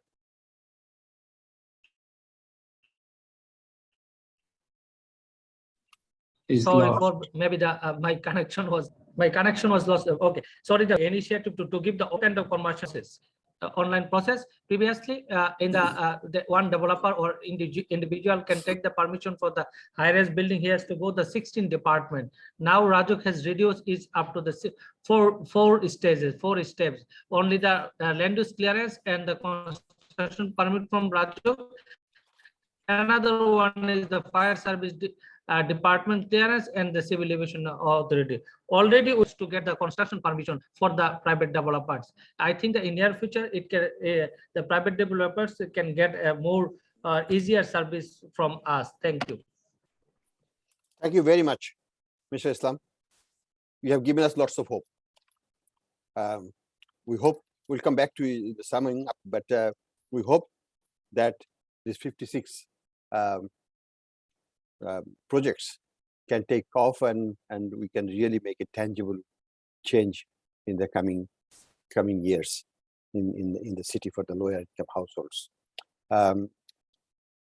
May I now request Mr. Iqbal Abdullah Haru of Ministry of Environment, Forest and Climate Change. Mr. Harun. Thank you, sir, for giving me the opportunity to talk. Honorable State Minister for Planning, distinguished panelists, distinguished participants. Although we are discussing today affordable housing, I'd like to thank PRI and IFC for holding this roundtable series, and I attended the earlier one. So I like to bring environment issues as a context, which I think remains like ever relevant, whatever we are discussing, affordable or green. So it's a kind of addition to what I said in earlier events, that our national adaptation plan, which is being consulted right now with different stakeholders, and I have a copy of this month update that says clearly about what we are going to do, making our housing sector green. Rather, the title is Urban and Infrastructures. So that I read verbatim so that nothing is missed.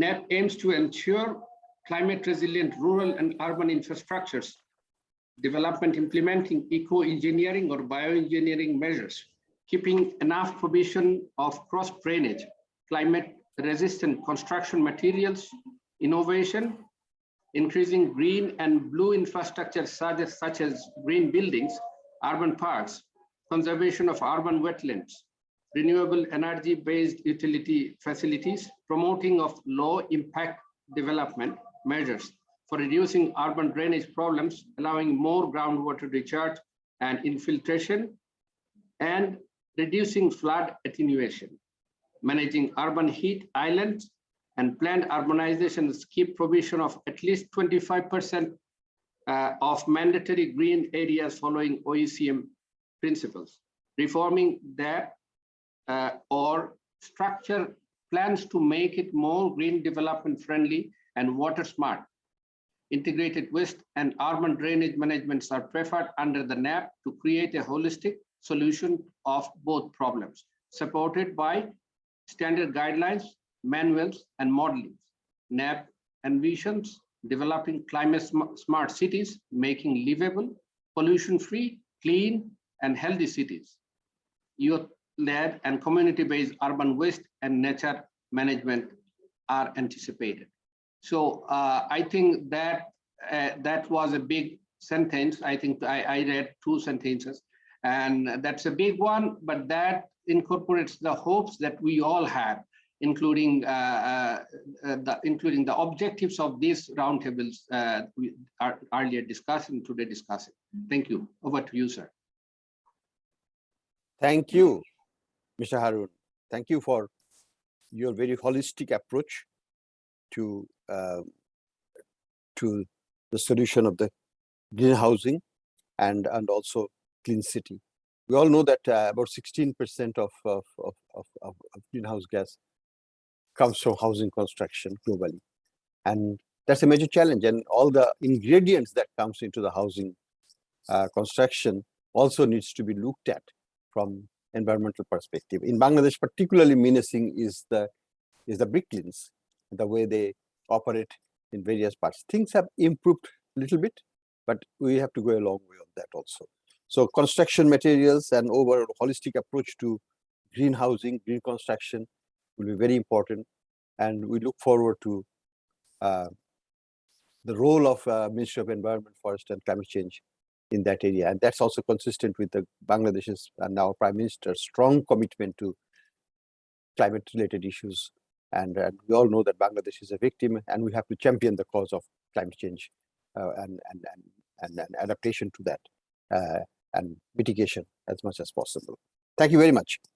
Sir, may I add one more sentence? Please. Like, since we are discussing this in this roundtable for quite some time, and if you think that you have more to add from your kind of summary that you'll make after the roundtable, can be sent to us for considering this in the editorial board.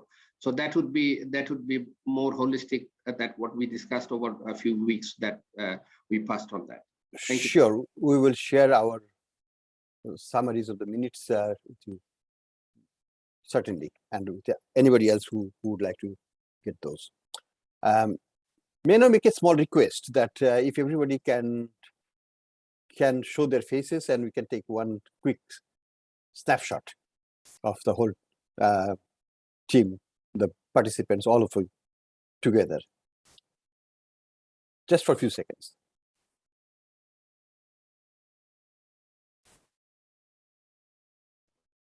I don't have that one to show my face, sir.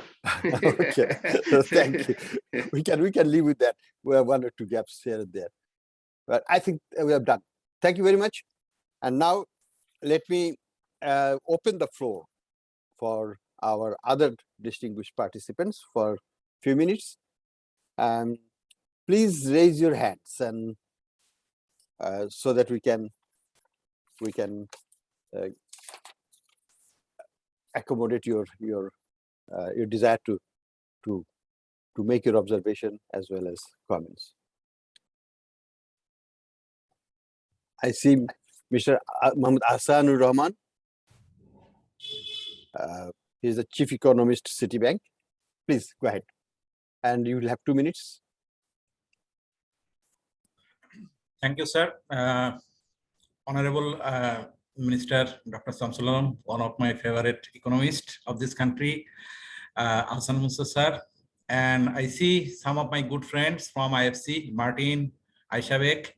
So greeting from Citibank and salam from myself.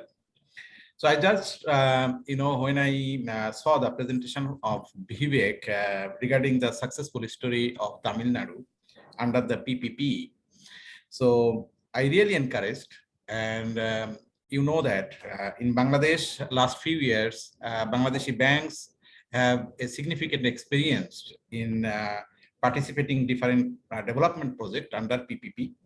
And you all know that, particularly from Citibank, I would like to say Citibank right now, we have financing the power project, and our stake is 23% of total power supply of this country. And we are also, working with, infrastructure sectors, contractor financing, telecom, energy, particularly LPG and LNG, and the dredging projects of the government. And also, we are working with Rajuk, a affordable housing project near Keraniganj also. A Malaysian company is involved, but owing to the COVID, this project is now slowed down. So what I am going to say, actually, the demand side, we talked about the financing options and how can bank help, and the challenges as well. Now the supply side, bank can also participate under the PPP, and as a banker, I would like to say that Citibank also want to be a member and participant of this types of initiatives and any development initiative by the government. And that's my 2 cents. Thank you everybody. Thank you very much. May I now request Mr. Musleh Hassan? You have raised your hands. You have 2 minutes, please. Assalamu alaikum. Thank you for giving me the floor, and also thank you for this enlightened discussion. I just want to have your attention regarding affordable housing. I have an understanding that we are meaning affordable housing for the people who are also living in rural areas. Somehow this aspect has not been so much discussed in this particular discussion, but I am acknowledging that when our colleague Yan Jen was discussing, she mentioned about the supply for housing for the people in the lower income bracket, and also it has also been shown that is both incentives and conditions that should also be given. If I want to contextualize at least 1 or 2 potential possibilities, that is, well, in Moroccan example, we have seen that is there is a condition or incentive that if a developer can develop 500 housing in a consecutive 5 years, that will get an incentive. Keeping in this mind or this example in mind, can we think of giving incentives to the developers who have their housing development projects in the district town or in the Upazila town? Why I'm talking about Upazila town? The current government policy regarding rural development through Amar Gram, Amar Shohor, Amar Desh idea, they are trying to make Upazila development plan for the entire Upazila. And in that particular plan, I am aware that some areas are being kept for residential development, future residential development. So through policy incentives, we can direct our developers and investors to invest in these areas. And of course, through some affordable housing conditions. And the condition for 65% site for affordable housing in Tamil Nadu is very important. And this kind of restrictions should also be, conditions should also be applied in different housing projects, particularly undertaken by the government, and site and service scheme like those happened, like those happened in Purbachal and all these things. And finally, one thing is very important, housing, urban sector policy and urban and town and country planning act. All those things are overdue in Bangladesh. Urban planning policy is under consideration since 2016. Urban town and country planning act is also under consideration since for a long time. So all these policies and acts should be approved and also updated. And finally, I do support the idea of carrying capacity based zoning, but I understand that more detailing should be done. And thank you. Thank you very much. May I now request, we have 2 other hands raised, and we will finish with those 2 very quickly. Mr. Shikdar, DMD from Dutch Bangla Bank. You have also 2 minutes. Please go ahead. Thank you, sir, for giving me the opportunity. From bank's point of view, I would like to share some information with you all. As far as the Dutch Bangla Bank is concerned, we are increasing our focus on housing sector, particularly affordable housing at rural and semi-urban areas. With our more than 8,000 distribution network, we have branches, sub-branches, digital service centers, which is fast tracks. We have agent banking network. So altogether, we have more than 8,000 distribution network across the country. And through this network, we are trying to focus on this particular sector on semi-urban and rural areas. But what we experience, that is, I would like to share with. For example, at present, as far as the finance is concerned, we extend our financing to the desired customers. It requires a 70-30 ratio, which is the 30% equity investment has to be ensured by the customers. Number one. Number two is like cost of the constructions is also a matter, because we are talking about the low income and middle income group here. Documentation challenges that we face on a regular basis for the banks as well for the customers. These are the also a challenging situation that we face every day. Mortgage cost, that is also a matter for that particular segment of the customers, that high mortgage cost. And one more thing is that we face, we experience, which is like we don't have any regulatory authority, particularly for this segment. And the developer that we have in the country, except few cases, most of the developers do not maintain their commitment. And many of the customers in the country are very much victim with the developers by not giving their property in time, and some of the cases, decades after decades they don't. Even though if you ask me about myself, I have paid 100% to a developer 10 years ago. They have not yet completed 50% of the property. So this is the only case. This is my case, and I know many thousands, hundreds of customers are suffering from this. Absolutely correct. Yeah.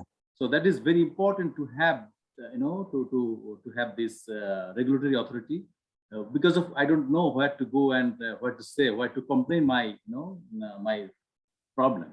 So except few cases, very few cases, most of the developers do not maintain their commitment and do not deliver their the product to the and thereby the customers are victim. And we are one of the large large bank in a sense that to provide housing loans in the country. As I said, that we have 8,000 distribution points. But again, there are huge demand that we receive across the country. But for these particular reasons, we cannot entertain their need, whatever they are facing or they are demanding. So I would request the concerned authority, to take this matter to the concerned authority, so that these problems are resolved, and for the benefits of the society, for the benefits of the low-income group and the customer, as well as the banks who are extending financial support to the clients. Thank you so much for giving me the opportunity to say a few words. Thank you, Mr. Sikdar. You raised a very important issue. Of course, self-governance is an option, but it doesn't always work. Self-governance and an institution through the organization of the Builders Association. Those are the two things. But government must play also a significant role in that area. I agree. May I now request Mr. Zaman? You have 2 minutes, and that will be the last questions that we can take and move on. Thank you, sir. Can you hear me? Yes, we can. Okay. So it was a nice discussion, actually. This is the second time I participated this one. And I really look forward to see that this initiative is in some form is rolling out. Though Mr. Ashraf of Raju, our town planner, he already mentioned that there are some projects that probably is going on, but we need to see that this thing is scaling up. So one of the things that I want to point here is when we go to do this kind of massive activity, like 1 million housing for the lower income segments, these things need to be very agile, and decision making needs to be very fast. So I work in a developer. So my experience with regulatory body is that there is probably some procrastinations which can be taken care of.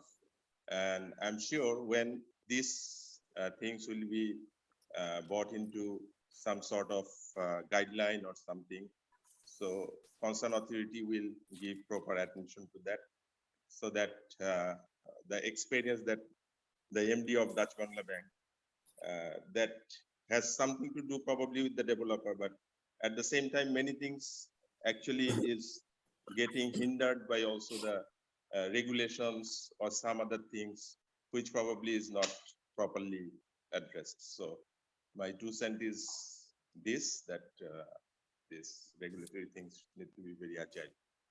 Thank you. Thank you, Mr. Jaman. We all absolutely agree with you that regulations always fall behind innovation. So we have to innovate first, and we hope that regulators will catch up and catch up fast with that. Let me now, because we're running behind, so I will do a very quick summary of what has been discussed, a very quick summary. We really had a very rich discussion today, and it was wide-ranging and sharing of a lot of information, a lot of examples, which are very pertinent to the cause of housing supply that we are discussing this morning. Now, first, Mr. Thomas Lubeck,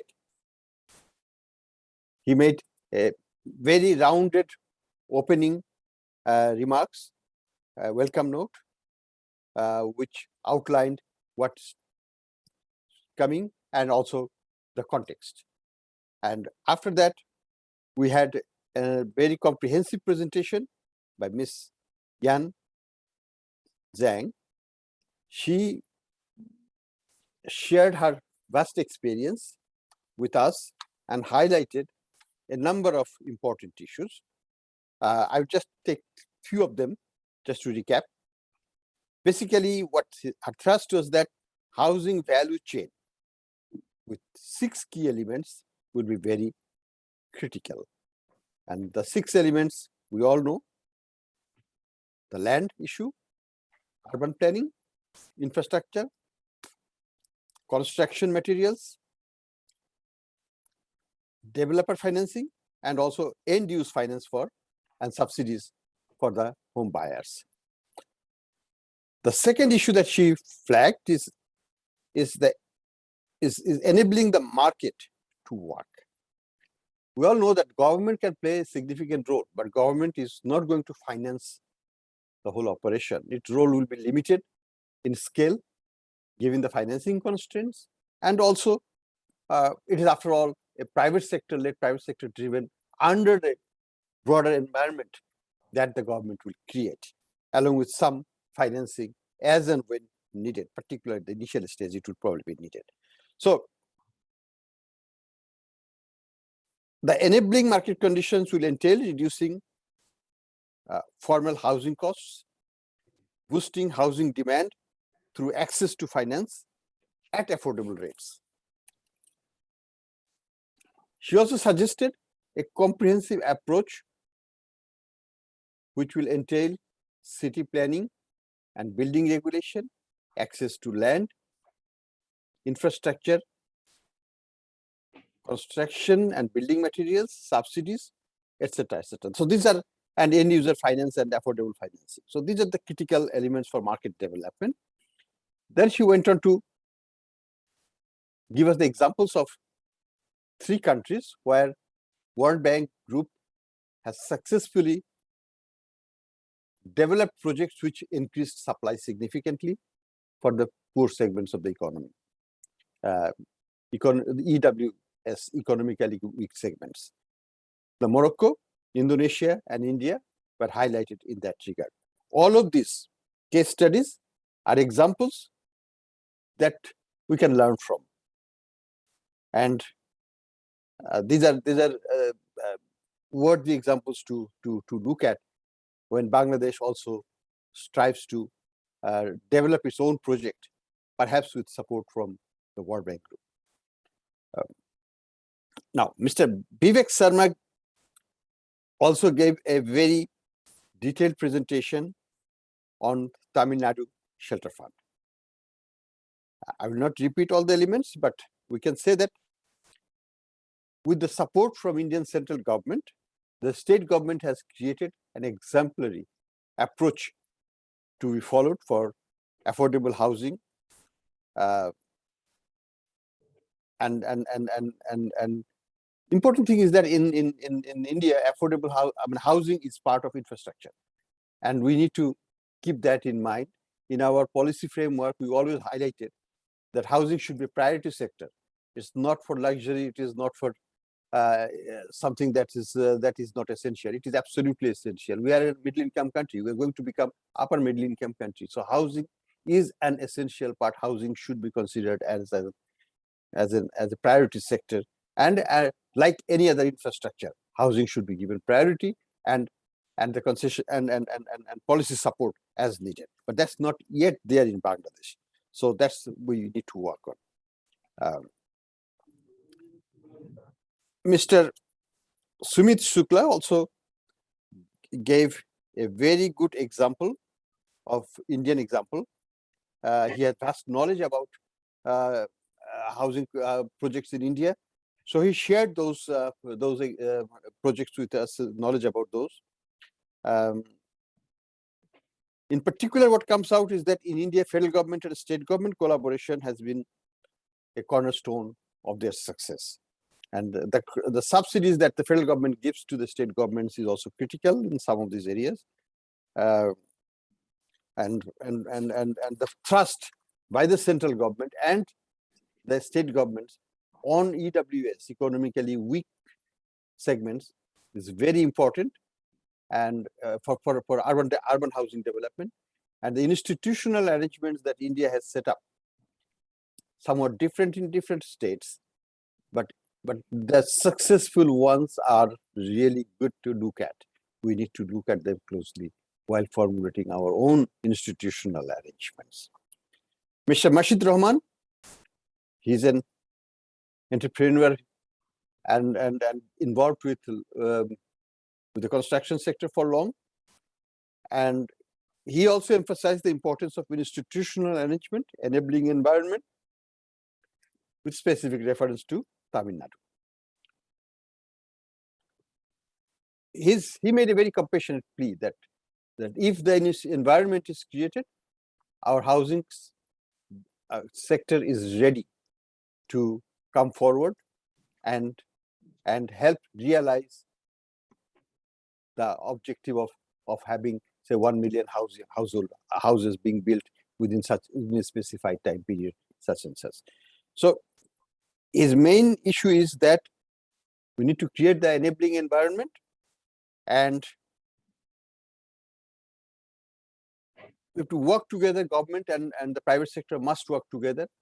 He underscored the importance of PPP framework as well, and how that could happen in Bangladesh to really encourage the building community to come forward.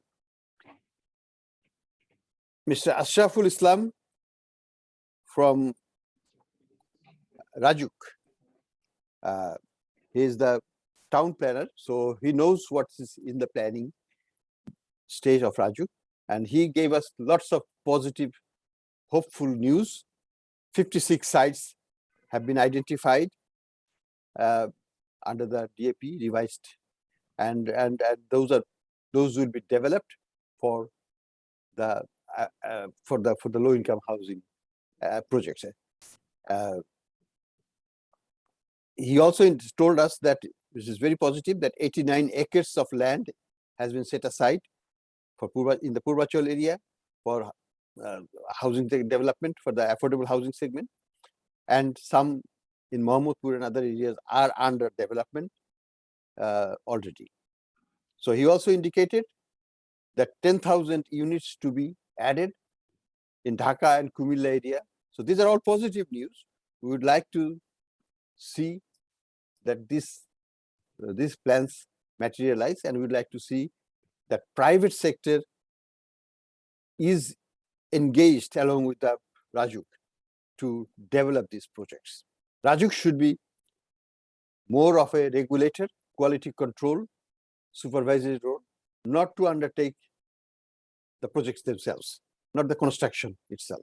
The project's construction, we have competent construction firms, and they should be able to do it. The regulatory function should be kept separate from the actual delivery of construction and the housing units. That's the important distinction to make, and I hope Raju can follow that basis to strengthen its regulatory role in the future. And with hope that these 56 sites will be developed under the PPP arrangements, and the experience of other countries will be very pertinent in that regard. Iqbal Abdullah Harun, he made a very positive statements that the Ministry of Environment and Forest and Climate Change is very much interested in ensuring that the cities become clean. We can breathe clean air. The construction-related greenhouse gas emissions are contained and limited to specified levels. And this is a vast agenda by itself. And we hope our construction firms, along with Ministry of Environment, setting the regulatory framework and enforcement, will make it happen in due course. I will not go any further at this point, and may I now request our honorable chief guest, Minister of State, Ministry of Planning, Dr. Samsul Alam, to give his thoughtful observations on this important issue. Thank you very much, Dr. Hassan Mansoor, for your precise but comprehensive summing up the whole roundtable conversations. Though I was not from the beginning, but I could get actually what went on. I'm quite happy to hear on this very important topic. In our constitution, you all know, there is guarantee of 5 basic needs of a citizen to be addressed by the government, and one is providing shelter. So in that sense, PRI and IFC picked up a very important topic for discussion. And this is not only theoretical. You presented very empirical examples that went on in Tamil Nadu and India, even in Bangladesh. Our Raju representative said what government has been doing. But very, of course, very little view they provided. Government had more activities actually going on with providing affordable housing in Bangladesh. What I would do actually, I would say what is the government's strategy in providing affordable housing. Then I will say a few words on what the government did. I will add with Raju, officer, as he said, and then I will comment on what's his name, Rashid, who is talked about. I mean, up from ranks. So a few comments he made, seeking, attention of the government to support his, claims. So first of all, I need to highlight actually the strategies government will be pursuing during the 8th five-year plan period. I need to let you know, particularly in brief, of course, will not be in detail. The government's main role will be to act as an enabler rather than a provider of housing, as actually Hassan Mansoor also, lastly, he commented like that government should do more with regulations rather than directly doing directly delivering the works. The strategies will follow in the 8th five-year plan is helping the land market to work efficiently by modernizing the legal and regulatory framework, computerizing the land record system and improving the efficiency of the recording, registration, and mapping of house ownership and transactions. You all know government has commendable development in terms of developing land recording system.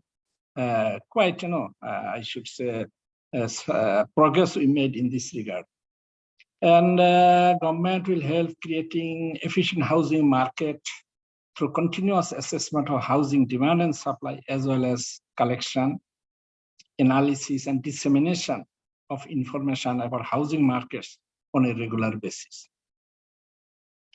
And government will try to improve the mechanism for financing housing or stimulating the efficiency and the dynamism of the mortgage market by ensuring a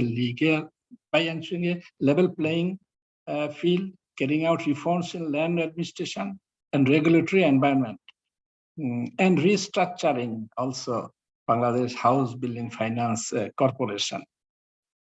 Government will support development of appropriate building materials and technologies, and I will later say what our Housing Research Institute has been doing and what they did so far. A few points I will refer to later on. Extending housing loans through financial institutions to vulnerable and disadvantaged groups, low-income people, and people living in poverty. The range of financial institutions will be broadened, particularly to cater for the provision of small loans.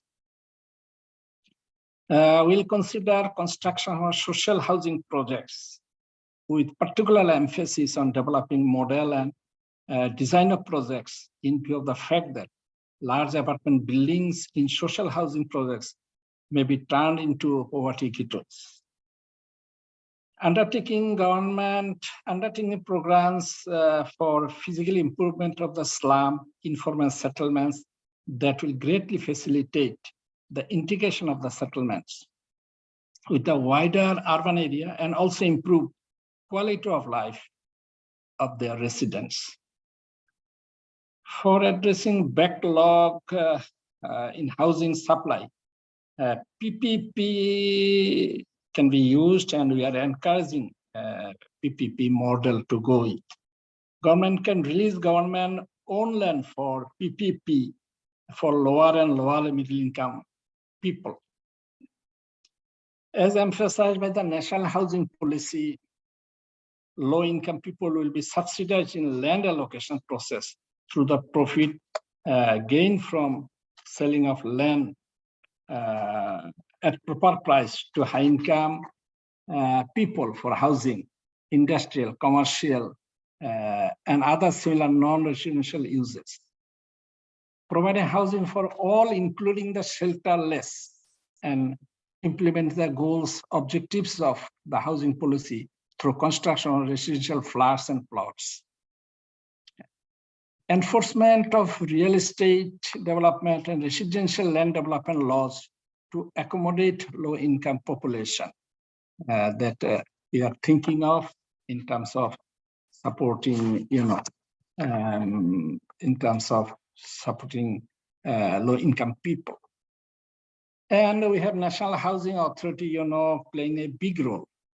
National Housing Authority has completed 15 projects during the 7th five-year plan period at different locations of Bangladesh, of which 7 were flat projects, 849 flats, and 8 were plot projects, 1,605 plots already have been distributed.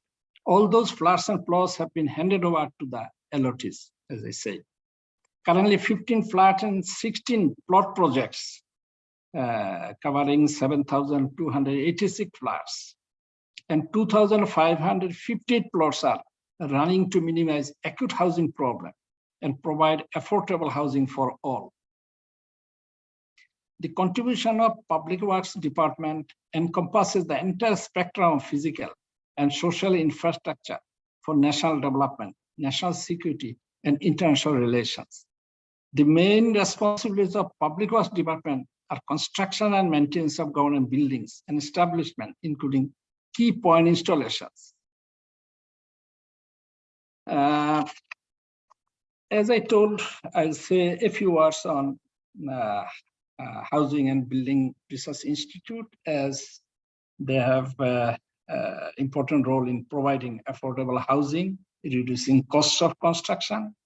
During the plan period up to 2018, 6 research awards on house building materials and the innovation of technology have been completed. 1,500 samples of construction materials and load-bearing capacity of 12,000 construction establishments were examined, and 1,600 persons were provided with training on housing and construction. The construction material of alternative bricks, about 30,000 and other construction materials have been produced as part of the construction materials introduced by the Institute.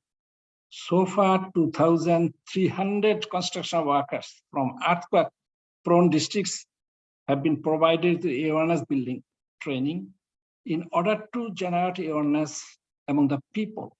Disaster-proof infrastructure objects have been constructed in different places across the country under the research awareness building project. For the first time, earthquake exhibitions have been organized and guidelines on firefighting have been published. Lastly, I would like to give one information to you. Following the National Housing Policy of 2016, Urban Land Bank will be established in coordination with the Land Ministry to materialize housing development process with unutilized abandoned government lands. I mean cash lands. Lastly, I would comment on the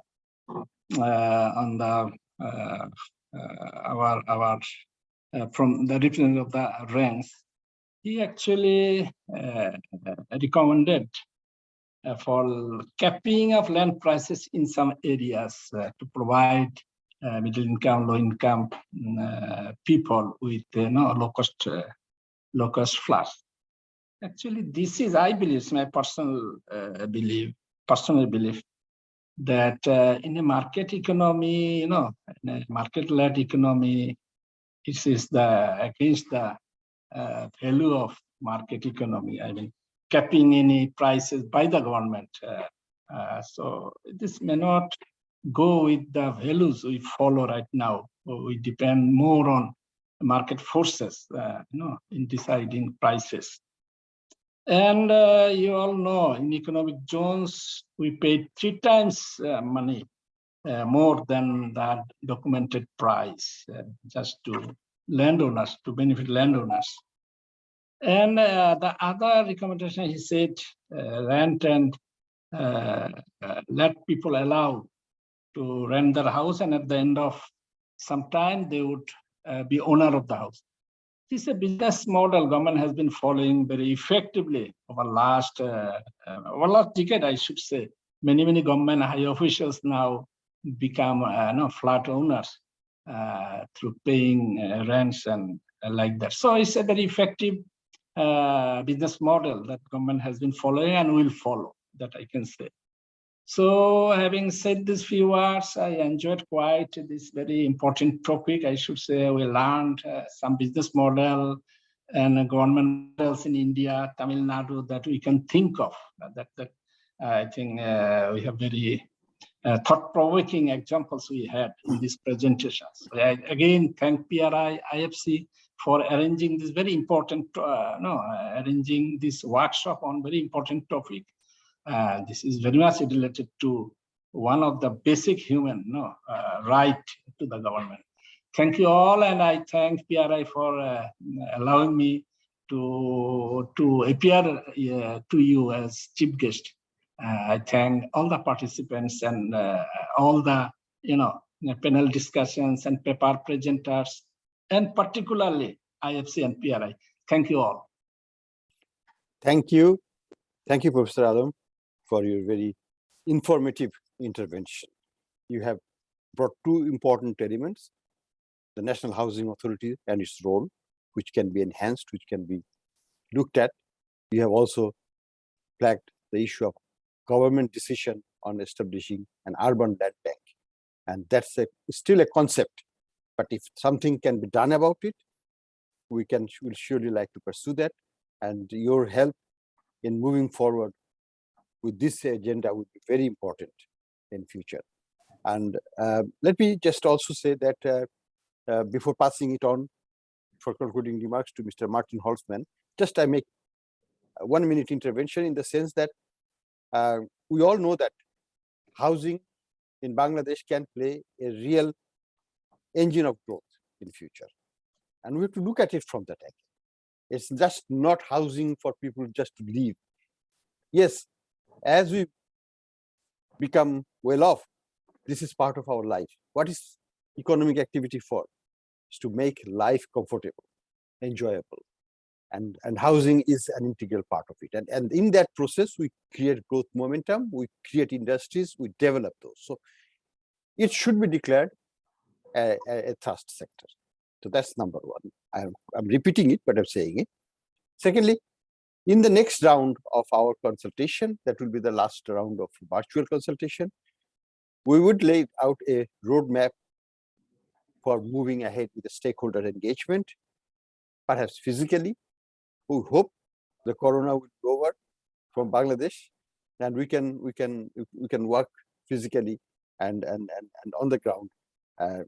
We'll be engaging at that time with all the government institutions, agencies and the ministries, financial institutions, and the builders and the civil society. We will get their views and try to have more traction to really get some tangible outcome from the great initiative that IFC World Bank Group has taken in Bangladesh. It should not go to nowhere. It should go to some definite destination. That's what we look forward to. Let me now request Mr. Martin Holzman. My apologies that we ran a little late in our concluding our all the activities, and now we'll have to hear your concluding remarks. Thank you, Dr. Stewart. Thank you. I will be super short because I know everyone is eager to move on after a wonderful workshop. So I have three very short points. My first point is a round of thanks. And I'll start with gratitude, deep gratitude to Dr. Shamsul Alam, the Honorable State Minister, for your comments and insights. I have learned a lot from you, and I take your interventions as a real sign of commitment of the government of Bangladesh to ensure safe, affordable, and climate-friendly housing, and especially at the low and lower middle income level in urban areas. I also want to thank Dr. Mansour for his masterful steering of the discussion and your guidance throughout. You have a real skill to sum up and distill. I was very impressed by that.